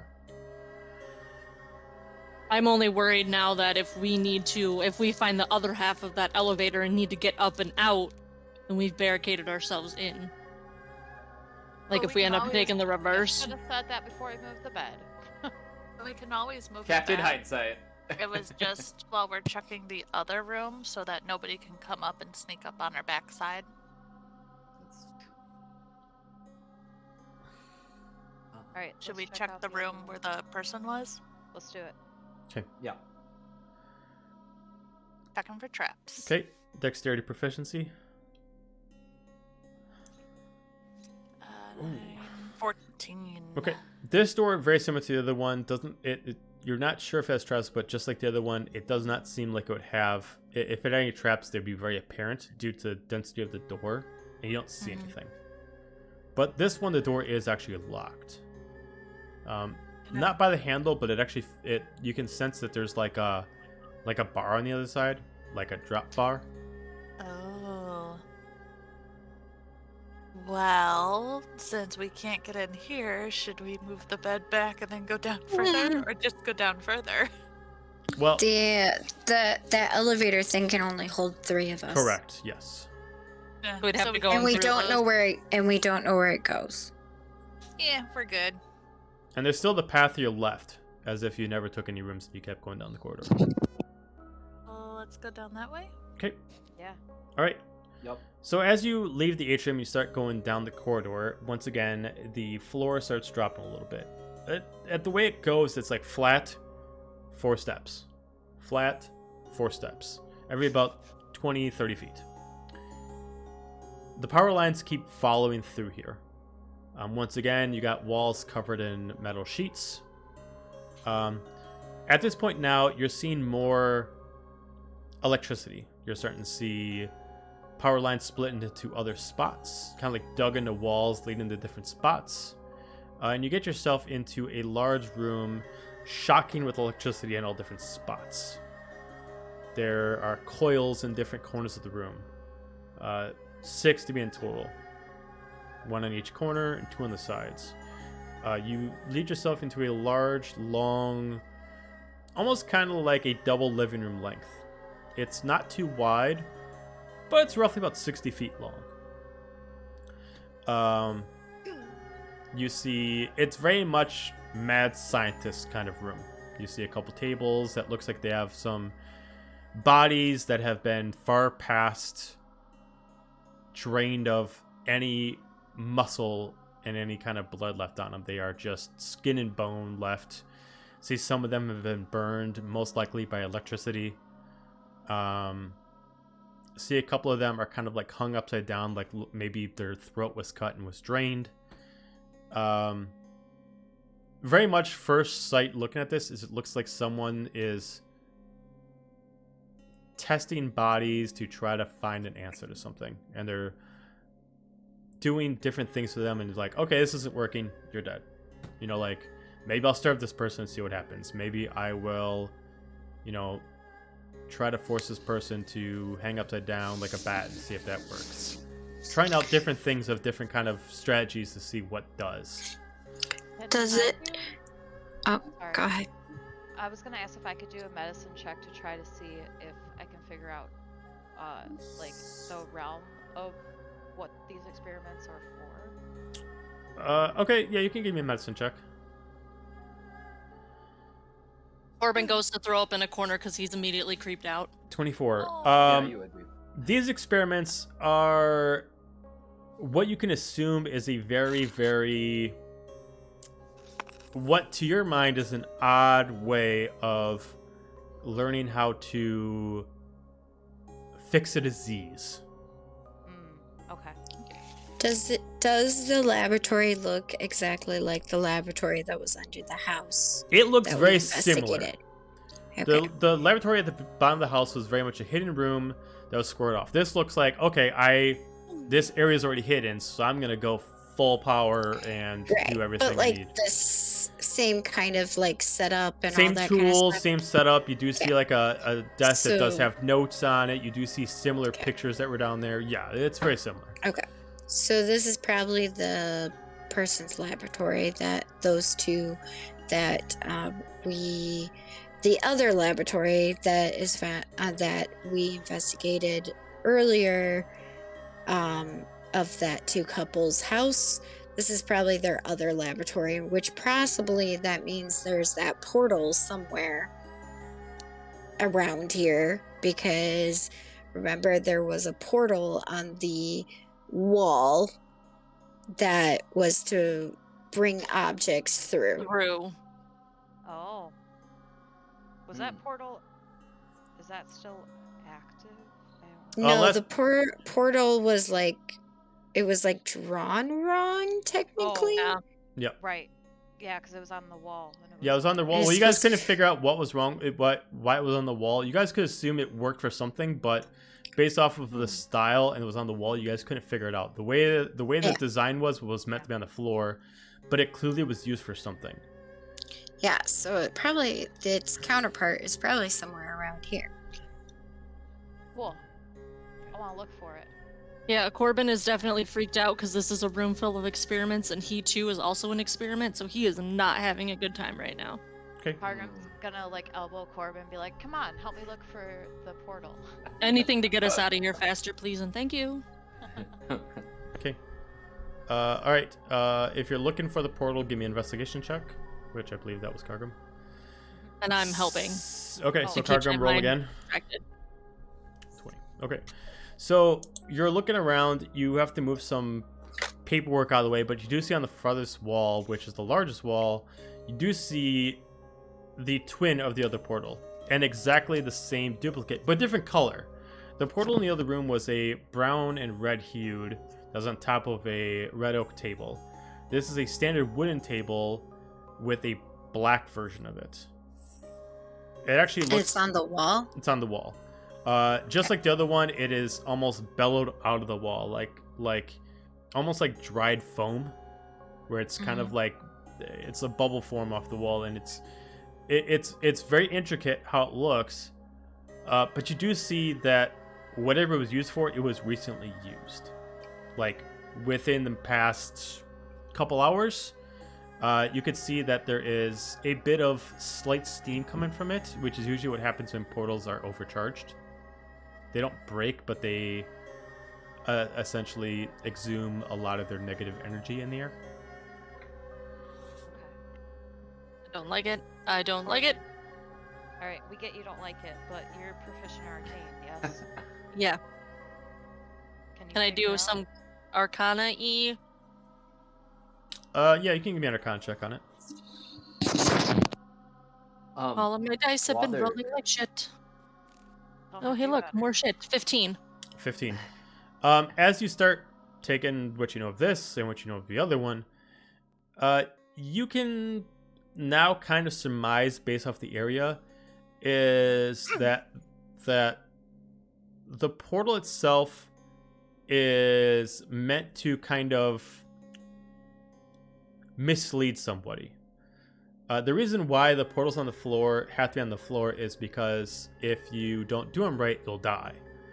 Right. But if the substance is already dead, it doesn't matter where the portal is. So most likely what the person's doing is they are transporting dead bodies back and forth between their home and this area because no That's consequences would grotesque. happen because they're already dead. We've solved the murder mystery. And since it's not on the floor, no one can figure out what it's for. But you can guess based on these bodies, it'd be very difficult for someone to take these bodies in the Underdark without someone noticing. Especially Right. since you know the guy is not very well skilled in that kind of form. So easiest thing is to maybe kill somebody who is also of rich life, teleport them down here, and exhume on their bodies and use them as tests. Right. Don't like it. Don't like it. Creepy. Elle's gonna walk up to Corbin, just pat him on the shoulder, or I can't reach his shoulder. I was like, Pat wait a him on minute. the arm, and just say, "It's okay. We're your friends now. We won't let you be taken by experiments again." I certainly hope you're right about that. While they're doing that, is there any books or journals in the room that I can look at? Investigation check, please. Okay. Not with that. We got 14. 14.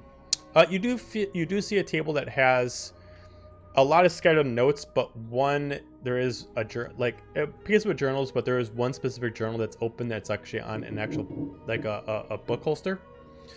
And it looks like it's an active open diary. Nope. The last page you see is just I just my thoughts are getting too scattered. I've been trying this for the past 10 years. I'm sorry, my love, but I'm running out of ideas. I've tried everything. I have broken the laws of nature to try to fix you, and even that won't help me. I got one option left, and if that doesn't work, I don't know what I'll do. Ooh, Oh. so it's the wife It's that's a lover's the tale. werewolf. Okay. That would make sense with the pictures, timeline, Yep. extended life. Yeah. Okay. Are you gonna relay all that to us? I'm guessing. Yes. Right. Okay. Yes. He's reading it out Um, loud. If you want to go through the notes, you can give me another investigation check on the notes. Depending on what you get, depends on how long it takes you to go through the notes and at least get a rough idea of what he's doing. All right. Come on. So that'd be 16. 16. You're going through several papers, trying to get what you can understand out of it. It's going to take you probably about 20 minutes to get a rough surmise. While you're doing that, anybody else want to do anything? I don't know if this is more a Gramps thing, but like, can we just like deduce at this point that the disease they're trying to cure is the werewolf and it has nothing to do with plague business? Or That's what I'm guessing. is that it's trying to cure the lycanthropy? Well, so there is a cure in this realm. You do know that there is an active cure for being a lycan, because there's 3 different versions of being a lycan in the D&D realm. Right. There is the curse, as in like you got scratched by somebody and you got turned after you were born. There was you are born from someone who is cursed, and there is just you are an actual, I forgot what they're called, but that's just your race is a werewolf. Yep.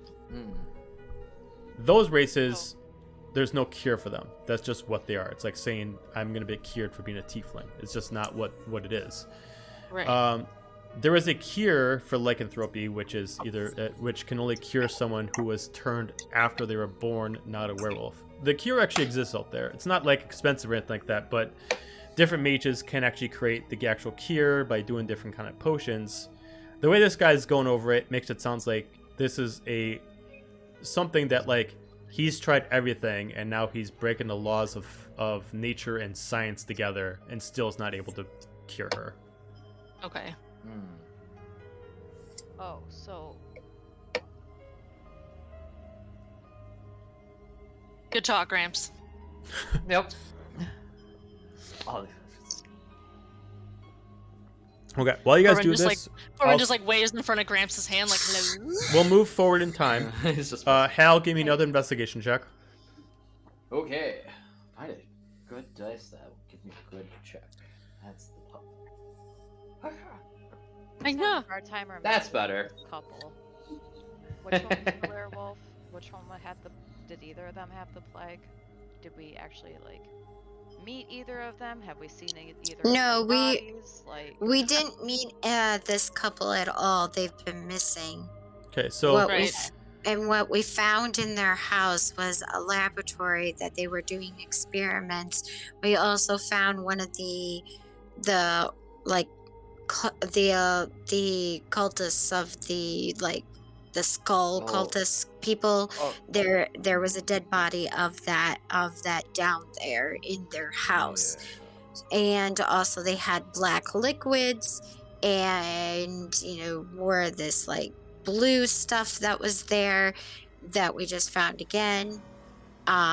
So you I also guess go ahead. You also found out a few things. Maybe you forgot this. You also found out that when they were kind of big deals for like accountants for the Aberys Kingdom, some people, while you were doing your investigation, came out to say that they were seen to be doing business with what you eventually found out were some people of the Fallen Order. Yep. And a lot of people blamed the husband for the wife's disappearance because the last time someone saw him, They just saw her body. He was bloodied, and he ran off in fear. But then when they came back, they were both gone. Right. Okay, so there was witnesses that had saw her body and him alive, and then they both disappeared, and that's when we came in. Right. So Yes. your And jobs then we from the commander was to figure out if the wife is alive, and if she is, reacquire her, and bring in the husband for questioning, because basically it's already set that he's supposed to be committed as the murderer. Right. Okay. You said that there was vials of black liquid at their house laboratory and also in this laboratory, correct? Mm-hmm. I would like to look at one of the vials. You can jump back to hell if you'd like. Okay. I'm gonna go with Gramps to look at the vial, because... Okay. How would you get on Sure. your investigation check on your second one? 29. Okay. You are going through the paperwork. It is very scattered, and because you are not educated in this kind of stuff, you're kind of going through the bullet points of what really grabs your attention. You eventually are able to figure out an essential idea of what kind of werewolf she is. It looks like, based off of some of the journals and some of the stuff you went through, you're able to figure out that essentially they were trying to make a deal with the Fallen. That was to essentially say that they needed something from them. The Fallen decided to double down and decided to go against them, and something happened, and they decided to test out what they called their new curse on the wife as a kind of like an incentive to do better, kind of like that, which was what he describes as a mixture of plague blood and the lycanthrope curse. He's been trying to reverse the formula by going down in the Underdark and trying to figure out why they are first putting the plague blood into the water, and second of all, he's actually using it to his advantage and trying to test the plague blood to see if he can kind of backwards reverse the formula, cure her of the plague, and then cure her of the lycanthropy. But he's running into the walls because it seems like he can't just cure one without curing the other, so it's not letting him do it. So he's hitting a wall, and then it does have a note of a machine that he's going to try to build. It looks like it's designed as kind of like almost like a cage. It looks like under normal circumstance it would torture somebody, like almost electrocute them to death. But under what he's studying, it looks like it's actually meant to maybe like kill the werewolf gene and force it out of her, as almost like just like, I'm gonna punish you so much it'll drain the disease out of you, kind of thing. Well, that's fucked up. Will our potion of remedy cure her of anything? I mean, you don't know until you try it, but it looks like, based off of, this guy is like a super, like he's one of the smartest scientists that you would know based off all this stuff. You would assume he might have thought of it. Also, I guess under the circumstance, a potion of remedy does not cure lycanthropy, because that is a curse, not a disease. But Gramps just like remove curse bopper. You could certainly try. Did you see her? Not yet. Is she? Not No, in we this don't room. see her, No, but- you guys are the only ones in this room. I was like, did I miss that? No, No. I'm just Okay. saying, like, if she's cursed and doesn't want to be cursed, or is trying to have it forcefully removed, I mean, why not try just the simple, good old remove curse? I'm assuming that we removed the lycanthropy curse. I don't think that would counteract any plague things. Probably not, but 1 out of 2 is better than 0 out of 2. Well, through the logs that Hal was able to find, it looks like the two curses are working intertwined. He can't cure the plague without doing the other one. He can't cure lycanthropy without curing the plague. He's got nothing that can cure them both at the same time. Yeah, it's a new curse that's a mixture of both. Got it. Okay. While going through the notes, since Hal is also dual purposing, trying to, does it mention the large mechanical orb that Boris was looking for? Oh. Since he's like a scientist and shit. And shit. The large mechanical orb from who? Boris. Okay. The other Yeah, the Boris is the Beastmaster? he's the Beastmaster. No, it doesn't have anything about a specific orb. Okay, just checking.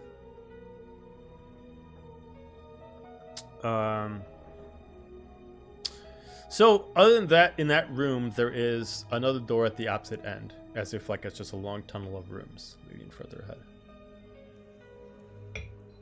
All right. Can I look at the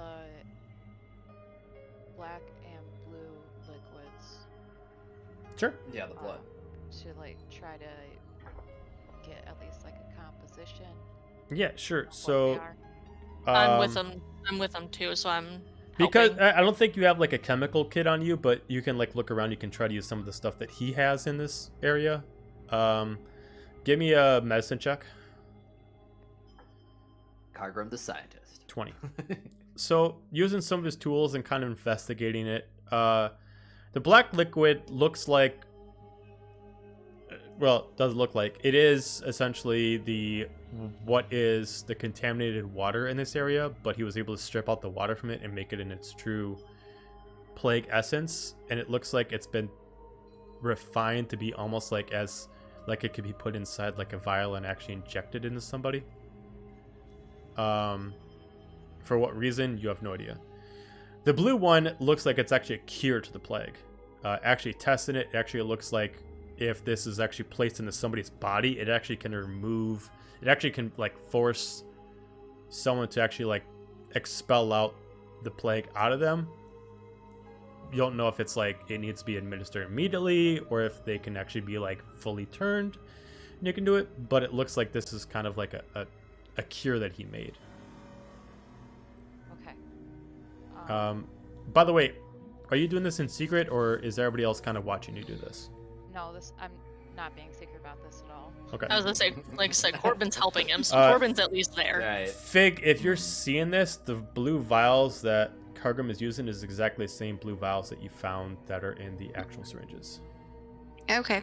Oh, Were those syringes like reloadable syringes, or are They just definitely regular? are. It looks like they're already loaded with, 3 of them are loaded with the blue vials, and it looks like you just gotta pop them out and just knock another one in there. The syringes themselves look like they are quite large. You can assume that they are the size for the werewolf. And yeah, one of them is missing. Yeah, I took the 3 in their little case. Yep. Are there lots of these blue and black vials around the lab? In this lab, no. There actually are no active vials in this lab. It looks like some of them were forcibly given to some of the bodies around, but you can't figure out why, since you can assume based on the fact of the portal is that these bodies would have been corpses when they arrived. So administering a cure to a corpse doesn't make sense in your head.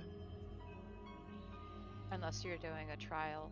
Doing a trial, but But you how would you wanna like? worry It's kind of about like that. in your head, you don't know like how can you see the results if the body's already decayed, kind of thing like that. Right. That makes sense. But Necromancy. well, would that come into play with the actual plague? We know that it can Possibly. react to stuff that's dead already Possibly. and can reanimate things. So I mean, you're looking around, you see the bodies. Some of them do look like they were affected by plague. Some of them actually look like similar scars to what Corbin has in other plague born that you've seen before. Some of them have, even though it's hard to tell, but as you look in a little bit further, you see some of them, even though like the body that was electrocuted and burned, you can see that looks like the electricity actually started at like their arm, where it looks like it almost looked like they had like a pussy arm, possibly from like the part where the plague infection did not cure itself. The one that was hanging upside down looked like they actually had like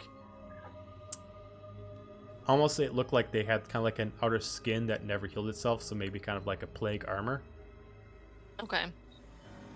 Where the plague was that didn't fully heal, or like plague affected body parts didn't fully heal. Because anybody So, who's been cured by like the plague never is fully cured. Just like Corbin still has like a missing eye with like pus constantly coming out of it of like a black goo. Gotcha. So are these other vials in here of the blue liquid? How many are there? Okay, so you have 3, and Yep. and then there's an additional 4 that you guys have that you guys acquired from the previous room. Because she was looking at the ones you guys got from the actual first house, and you guys acquired 4 of those. Oh, I thought she was looking at ones that were in this room specifically, in I this thought so. laboratory. No. Okay, so I told you guys that you already had 4 black vials and 4 blue vials, and I thought she was specifically asking, "Oh, I just wanted to look at those." And Oh, no, I thought they think were in she the was room. thinking they were in the room. no, That's they're not in why. the room. You guys just already had Okay. 4 of each one, so you guys just didn't know what they did. Okay, Okay. I would like Oh, to, well, there you go. take 1 black vial, 1 blue vial. Mm-hmm. Take an empty vial that I have. I would like to pour just like maybe a quarter of the black vial into the empty one. Okay. And then I want to add a little bit of the blue one and see what happens in the vial. Okay, so as you pour the black one in, it's a little bit thicker, as it's like almost kind of like a coagulated blood as it drains in, so it kind of like a little bit harder to pour in. The blue itself is more kind of like an actual like an oil, and as you pour it in, as it slowly and like you shake it up a little bit, it turns into straight pure just crimson red blood. Okay. Oh, so it's just plague blood that they're adding to the water. So you can definitely tell that the black is just straight plague blood. Maybe it's a little more refined, so they can actually pour it in without it just being like a big huge glob that's just being dropped in there. The blue looks like whatever this guy did, he was able to make the cure for it. And then what it just does is it strips out the plague out of it, and it's just straight blood. Love it. I would like to add a little bit more of the black vial into the blood vial to see if the coagulated blood turns into regular blood with that stuff already in there, if more blue stuff would be needed. Yeah, I mean, as you start changing the formula amount, so you start adding a little more black than black and blue, it does start kind of like the blood itself starts like thickening and starts turning from like a red to like more of like a brown to like a black, and it looks like you do need to kind of like overweigh the black with the blue for it to work. Okay, so it is almost a 1-to-1 ratio. Almost, yeah. With delicate balance. Us plague-born are delicate creatures, you know that, right? Okay. So what we could do with this, if we can, I'm pretty sure we have notes from the original laboratory on the solution, because I thought that was one of the things we picked up. Yes. We could potentially like if we can at least keep 1 vial of this blue left, we can have someone mass make it, and it can be dumped into the water, like the actual water, like the groundwater, pretty much. Excellent, because that's where I've Try been and going with reverse- this the whole time. So. Try and reverse what we've done. Sure. Yeah. Can I? Who has those notes? Is that you, Fig? I think they're in the bag of holding, actually. So one of the bags of holding. Which bag of holding? Who knows? Me or Laura? I know you One of us. grabbed them. So Let me see. I know we have the note of the formula somewhere, because I remember we Right. found it. We just didn't know what it was. But now it was found by all of those vials, so I'm guessing it's that. I'm making a hypothesis. Yeah, Science. but I took a clear vial and a weird warm celestial book. And his notes. Notes, potion, black and bloody. Summoning on a wall is my notes that I have. Okay, so it's probably potion test sub. 1 black, 2 black, 3 dark brown, and 10 clear. Gosh, I need to make better notes. Yeah, so maybe put so that in what the it chat. was what you guys have been able to figure out is what it was those different mixtures of what he was doing. He was trying to figure out 2 to Yeah. 1, He was 1 trying to to see how 3. much the ratio was. Yeah. So we know that we between the notes we have and the vials we have, we could, like, if we got it to another mage of some sort, we could mass produce it. Excellent. Okay. So that's good to know. So, but then we also have these ones in syringes, so that if we need to stab anybody, that We know you're good is. at that, Fig. We can always count on you. Can I finish what I'm saying first before you decide to be smart aleck? Nope. I'm saying that if we come down to it, that we find someone, like even, the big bad, who is plague, we can stab them with a syringe of this that will kill the plague out of them. I love that. I am immediately good idea. envisioning Alora just being like, ah, and then. I have 3 of them, and they're reusable. So as long as we can keep 1 vial for the mass producing, and we then have, well, now we have 2.5 vials for that are left. Yep. We should Did I take put one of the vials with the notes. Like keep Right. I would say that we'll take one of the one, and probably how much did you use out of the half one? I only used a quarter of the blue. I used about half of one of the blacks.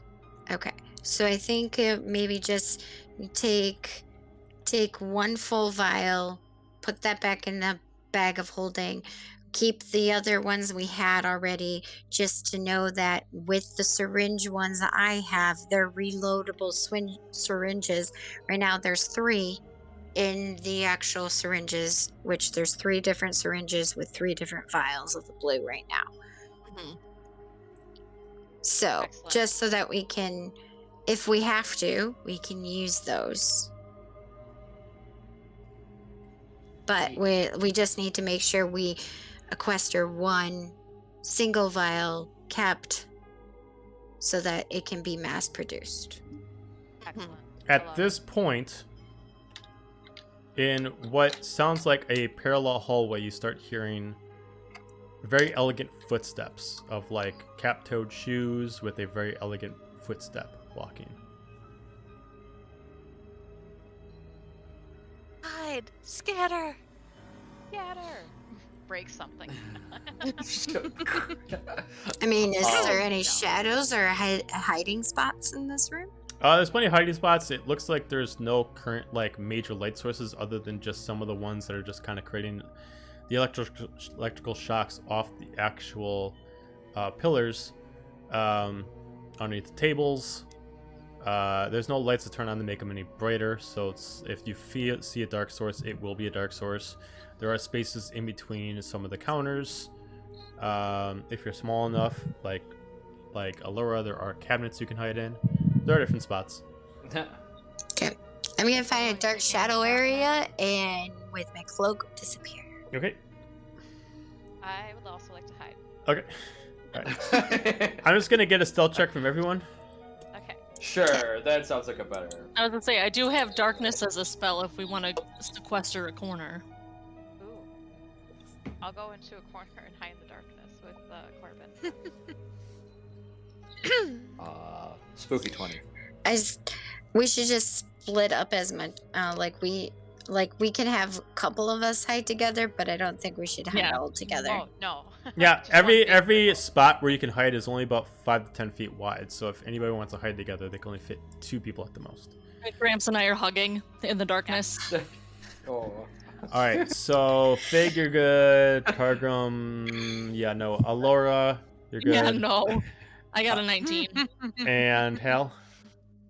Spooky 20. Spooky 20. Okay. So, at a far wall, you guys haven't opened up the door yet. You hear jingling of some keys. Hear a large key open up the door. Door opens up. You hear a bar slide. Door opens up and you see a gentleman walk out. As you notice the husband, he's walking out with a nice tidy suit, slick back hair tied up in a little knot. He's walking out. He goes through some of the paperwork since it's the nearest table closest to him. And it looks like he just summons a ball of light over it and he just starts going through all the paperwork. Where are you? Kind of starts rifling through it. And kind of moves a bunch of paperwork out of the side and finds a small journal kind of hiding underneath the pile of paperwork. Very, very tiny and small. Kind of. All right. Starts walking further down the room closer to where you guys came from. Walking. Moves over to another table that has like some saws. Grabs one out. Pulls off like just a bandsaw. Puts underneath his coat. Just kind of positions it properly. Goes back out through the front door. Closes. Before and he locks. leaves, wait. Wait. Say, while he's doing that, could I have Eve's Canted signaled to Fig? Should we take him out? Or is that too late? You can if you want to, but how would you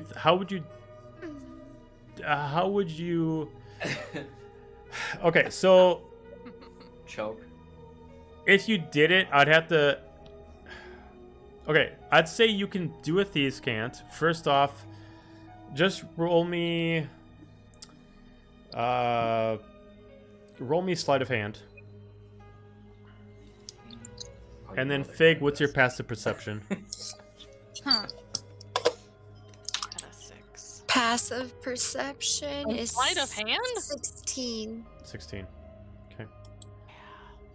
Oh no. With the length of the room, and the fact is most of you are watching him, not watching each other, your signal isn't very good at Thieves' Cant at the moment, and Fig isn't necessarily looking at you. And at the times that she may be looking in your direction, you were kind of doing something that didn't really seem Thieves' Canty, and it didn't translate, and it wouldn't have been until maybe till you guys talk later, be like, why didn't you? And yeah, it wouldn't have worked. Okay. So he left. We tried. Sounds like he actually locked the door from the outside, trapping you guys in from going backwards. Oh, good. Oh. It didn't look like he noticed that you guys were there. He just kind of moved across, grabbed a couple things, then locked the door. And then you hear him walking, quieter, quieter, quieter. Oh, shoot. Better be another entrance or we're breaking this door down. Well, Or there is still the door that he just- came from, which now is unlocked because he unlocked it from the opposite side of the door. But unless you guys wanted to try to break the door that you guys came in from, you would have to go further in the tunnel. Let's go further in. Okay. I guess, yeah. Again, guess, you can. but, like, Why not? The door is not locked, and you clearly didn't activate any traps. So unless you want to actively try to find traps you didn't see, there was nothing that would have alarmed you. Compared to the other doors that you guys have seen, this is a large steel door. It looks like he had to actually lift up a steel bar to open it up, and it had actually a large keyhole in it to unlock it. It looks like the only way it can be locked was from the side it came on, not the side you guys went. So if you guys tried to open it before you came through, you guys would not have a chance unless you had some way to open up the lock from the opposite side. Do you guys go past the door? check it for traps. I don't trust him. Guess I'll check it for traps. Okay, Unless go. Fig, you want to check? I mean, I could assist you if you want. Okay, so give me dexterity check with advantage, then Alora. Okay, natural 20. Yeah, natural 20. There is absolutely no traps on this door. Whether it's locked or not, there are no traps. Do you guys want to pass by the door? I don't know, the way you're asking that makes me really question what we should do. I mean, we have to pass by it to get out. We're gonna Yeah, there's no other way for us to go. okay. Just kick the So door. the answer is I don't yes. want Okay, to with so- the way you're asking, but yes. You Yeah, you right. pass by a door. Do you choose to lock it behind you, or do you want to leave it unlocked? Was it locked previously? No, yes, it was when before he before thinking of the he other had door, a I'm sorry. key. It can only He had it a can only be key. locked from the side that you guys are on. So Yeah. Yeah. So he actually had it locked originally. it's a lock in a Maybe bar. leave So if you it. guys decide to close the bar and you came back that way, he would notice it because he cannot lift up the bar from the opposite side of the door. So Leave as is. Yeah. I would leave it. all right. So once you enter in and you pass, the actual hallway actually surrounds the room you guys just came through. As you heard, the way he stepped was kind of wrapping around the room. And you find yourself in, eventually about a couple minutes later, you find yourself in a stairway up and a stairway down. The stairway up looks like it quickly leads you into a wooden door with a plaque on it that looks like it says Master Room. The stairway down looks like it leads into another corridor.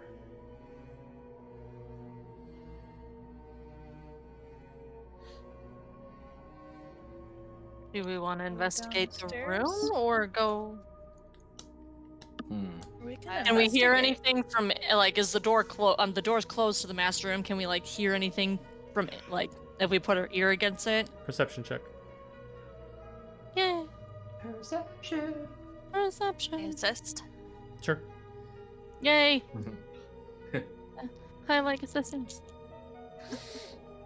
Thank God for that assistance. 19. Hear no sounds. Let's check out the room. Okay. The door is not Launch power. locked. As you open up the door, you actually find yourself into a very lavish room that matches the room that you were in before. That was the female's bedroom. Almost identically so. Large, queen size bed in the middle of the room. Instead of it actually being a vanity, you actually have yourself a very large red oak, almost covering the whole wall desk. Large chair in front of it. And then the difference of this room is it has similar artwork up, but it has no separate door. There is one other door, and there is a door like where you came from. There's a door on the opposite side, but where you come in from is on one side of the bed, and this is on the opposite side of the bed. There's no like hidden door behind the headrest. The door on the opposite side of the bed looks like it's made out of wood. I want to go check out. I listen to it. Sure. See if anybody's behind it. Okay. I'll assist. Perception check with advantage. Perception? Yep. 26. You listen in and you hear nothing. You listen a little bit longer, and then you eventually hear his footsteps walking. But he doesn't stop in front, he just keeps walking further. Walking further, and then quiet again. As if he passed by the room, but he Like a did not need to maze. stop. We're getting close. Should we try and find him or go further down? You muted, sweetie. This is the room that was barred before, so that hallway doesn't lead out. It must lead out to that hallway, right? I'm not going to say anything. So, because originally when Elle listened to a door, one of the rooms, she heard a person, and she heard another Mhm. door afterwards. But we couldn't get in that room because it was locked. It was barred. So And there is a bar So on I'm- this door. I'm guessing this is that room. So this room is across the hallway from the other room. That was the women's room. Take the bar out and peek through that door then. Just to double check. Yeah. There. Just to emphasize, the bar does not come off. It's just like a lever bar, so it just like lifts itself up and locks into place. Okay. But you slightly open up the door, you look, and he is heading back to the starting room where you guys came in. That has the runes and the ritualistic markers on it. At this point, you lost sight of him, but you know he's back in that room. And he's not being very quiet. He does have kind of a... Even though it's an elegant footstep because of his shoes, it has a very clacky footstep. So you can kind of hear him if he's coming by. Kind of wanna follow him to see if he does anything in the ritualistic room. Should I go ahead a little bit and kind of see if I can see anything, and I can thieves camp back to Fig if you want to follow a little bit further with the group?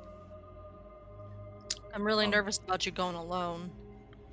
I'll still Don't you be have within message, Corbin? eyesight of Well, you guys. if she's small enough that she could just hide And you also enough. have Death Ward already on you. Yeah, So if you and die, s- then just roll yourself.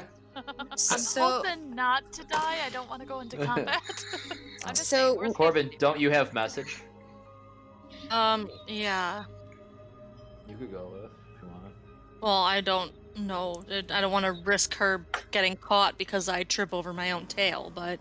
'Cause I I don't mean, you're want not to go the Zelda, far. I so- want to stay within eyesight. I just Okay. want to Okay. be far enough from you guys that he's not hearing you guys. Well, we could stay in the room and just be by the door, and then you could go up that way. Yeah. Yeah. I'm gonna go see where he's going and what he's doing. Okay, so Allura, give me a stealth check.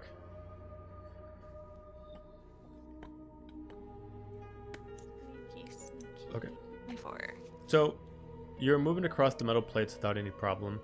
The mixture of your size and your lightweight is moving across the floors very, very elegantly. Are you able to sneak up to the corner that leads up to the room that you guys first started off in with the rituals? You see that he's very, very carefully lifting up the carpet off the ground, holding it. He lifts it up and leans it up against the wall, kind of sweeps up the floor around it. Looks like he kind of is a neat freak and kind of cleans it up. He looks like he takes a device, almost kind of looks like a small measuring stick, but it has kind of like a light on it, and he's going next to each individual marking on the wall that's hanging, and he's just checking them. And a couple of them, it kind of glows red, and he kind of like repositions it as if it's like maybe just hanging a little crooked. It's going around. It's like, all right. Steps back in the middle of the room. All right. He's looking up. All right, good. He pulls out something out of his pocket. It looks like it's like a little, kind of like it looks like from a distance, it kind of looks like an outdoor, like a thermometer, where it looks like it actually has like a pressure gauge on it, but it's just a tube. He's just kind of like putting it up in the air, and you can see what looks like a white line lift up about halfway. Kind of flicks it at it. Okay. All right. No time like the present. And then he kind of puts in his pocket. He pulls out the small little journal they grabbed from the room. Dusts it off. Opens up to wherever he had the band in that held its position. Allura, what languages do you speak? I speak Goblin, Thieves' Cant, and Common. Okay. So you will not understand what he's saying. It will definitely sound very... To you, it sounds like a very evil language, the way it's spoken. It sounds kind of demonic. And he is reading a book, and he has his hand up as he's reading, and he's like reading the book as if he can't memorize the words, so he's constantly looking at it. And he's swinging his hand around, as he's swinging his hand around, he's not moving his body, he's just pivoting around the spot on top of the center rune. And as his hand is aimed towards a different rune, it glows red. Then he shifts off of that one, no longer glows red, and he positions it over to another one, it glows red. And he keeps going around, and after he hits all of them, he makes a full circle. He puts his hand down, switches hands, holds the book with his right hand, puts his hand back up, goes back around, they light up again. And after he circles around, he puts the book, closes it, as all of them start glowing. And a Thieves' Cant too. Big, doing magic shit. Stuff is glowing. Doing Speaking a weird language. And from this distance, Fig, you would actually see the crimson glowing at this point. It is very bright. Can we hear what he was chanting? Or Not from this distance, no.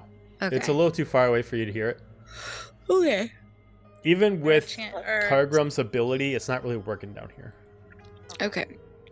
I just say scary demon language. Scared. I just Hey, that's I probably just my scary demon language. Hail Satan! I just let them, like, I whisper it back, and that's about it. Okay. To them. Back to Allura. I understand it too. You see him now. He sets down the book perfectly centered. Like, he even like kind of like backs up a little bit and makes sure it's like perfect. Like, he kind of like centers it a little bit, make sure it's perfectly centered. Kind of steps over left leg and right leg on the sides of it. Kind of make sure he's perfectly centered. He kind of, and then Connie says, "My dear, are you there? Please, I haven't heard your voice in so long. Please say something. Please?"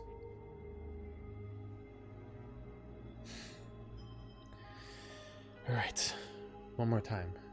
And at this point, Allura, you're only seeing his back, so you see him kind of like grasp something that looks like maybe it's a pendant based off the position of his arm. And he puts his head down. Please, to anyone who's listening, just give me this. This is all I want. I just want to fix what I've done. And as you see like a silverish purple glow kind of radiate off him a little bit. At the distance, no one else can see this. It can only be seen by someone up close because it's very slight. It's almost kind of like a natural aura off of him. Look, I know I'm not a very religious man, but just need something. Just at least tell me I'm on the right track. Tell me what I'm doing is not in vain. Let me know that I can save her. She's almost fully gone. As all the red lights just stop and the pendant on the ground just starts radiating crimson glow.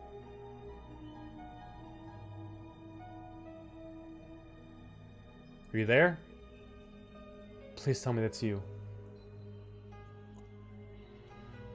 Allura, you don't hear anything on the other side, but he's clearly talking to somebody. Oh God, I haven't heard you in so long. Relay that to Fig. He's talking to someone, can't hear who. He's like on the ground and he's like almost like talking to the circle. I haven't heard you in so long. Where are you? Just come home. It worked for so long. Just come back.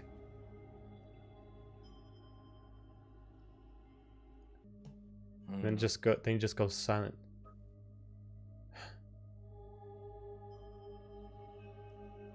At this point, Allura, give me a perception check.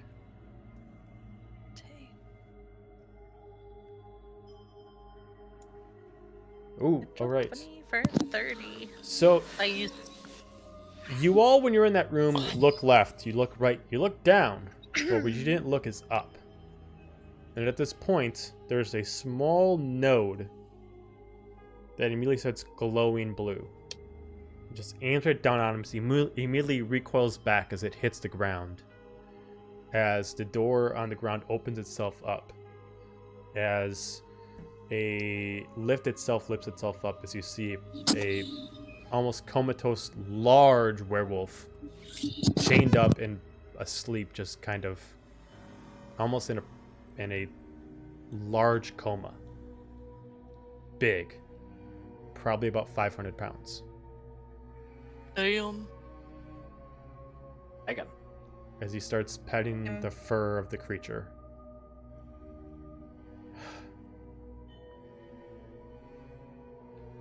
Can't. Werewolf. He pulls out a syringe out of his back pocket, which is of different color than you guys have. This one is of like silver. It's like, this is my last chance. Please don't get defensive. As his hands start shaking as he's trying to inject it in her, almost like so perfectly that she doesn't attack. as he injects it. We're going to end it there. Dun, Oh. Dun dun dun. Dun, dun, dun. He may kill the werewolf for us. I mean, not. he sounds like he's just trying to save his wife. Yeah, but he's Um, injecting it with silver. It sounds like he's trying to heal her, but who knows, man? Yeah, but I mean, he's trying. If that's actually true silver, it could be just a potion of some sort that he created. But if it's true silver, silver. he's just trying to figure out if that will actually help or not. So, Okay. next session, we'll finish that off. You guys are almost done with that part. Finally finishing up that part of the mission. Dun dun dun. We could check off a side quest. We eventually got there. Yeah. Other side quest. Yeah. Only took us a couple months, but we got there. Don't forget, Fig, you also got all those notes that were left in that room. Yep. So you got those too. No. Can I ask something real quick before we end it? Yeah. The cure for lycanthropy, I know you said it exists in the world. Is it like a well-known thing? Is it like... It's like you have to be taught it. You have to know. So there's specific mages that really just know potions. You have to be one of those mages, and you'd have to be, in D&D terms, you have to be at least like a level 15 to understand how to make the actual potion. And even then, it's not specifically the knowledge that you need, it's to find the correct herbs, which are very rare in the world. Not so much as say, like, they only grow once a year. It's just kind of like, okay, you need this flower from the north side of the world. You need to get this specific herb that exists on the south side of the world. It's not like you can just go to one region and pick a bunch of flowers and call it good. You need to kind of scour just to get one specific potion for one specific werewolf that you don't know what's going to work. So It's the world's largest scavenger hunt. so there are orders that exist in the realm that pass around the teachings, and they have acolytes constantly keep hauling in more stuff. So if they ever find out that maybe a king is called upon to them that says, my son has been inflicted with the lycanthrope curse, okay, we'll help you, but you gotta do something for us. Okay. They kind of got the Makes patent sense. on the werewolf cure for whenever someone needs it, because no one ever really plans on turning to a werewolf. So if it ever happens to somebody who has actually importance in the world, they can actually do something. It's very similar to if anybody watched The Witcher, and Yep. there's the whole brotherhood and sisterhood of all the mages that essentially place themselves in different importance of power. This is essentially that. They're essentially just trying to say, we have answers to this. We have answers for vampirism. We have answers for lycanthropy. We have answers for all this different stuff. But if you want it, we're the only ones that have it. We have the cornerstone. You gotta pay. Yep. And yeah, you owe us. Yeah. And they never really need Yeah. money. It's just saying, okay, you guys have been kind of stopping us from progressing our way over to a different spot in the world. Now open that up and stop being such dicks about it. Right. So- Now you're going to pay for it. Yep. Yep. So thank you everybody for watching. We are going to head out for the night. I wanted to make sure we didn't hit combat again. So we're going to stop there. Oh, you sure? And we will be on... We'll be on next Wednesday, so check us out then, and don't forget to check out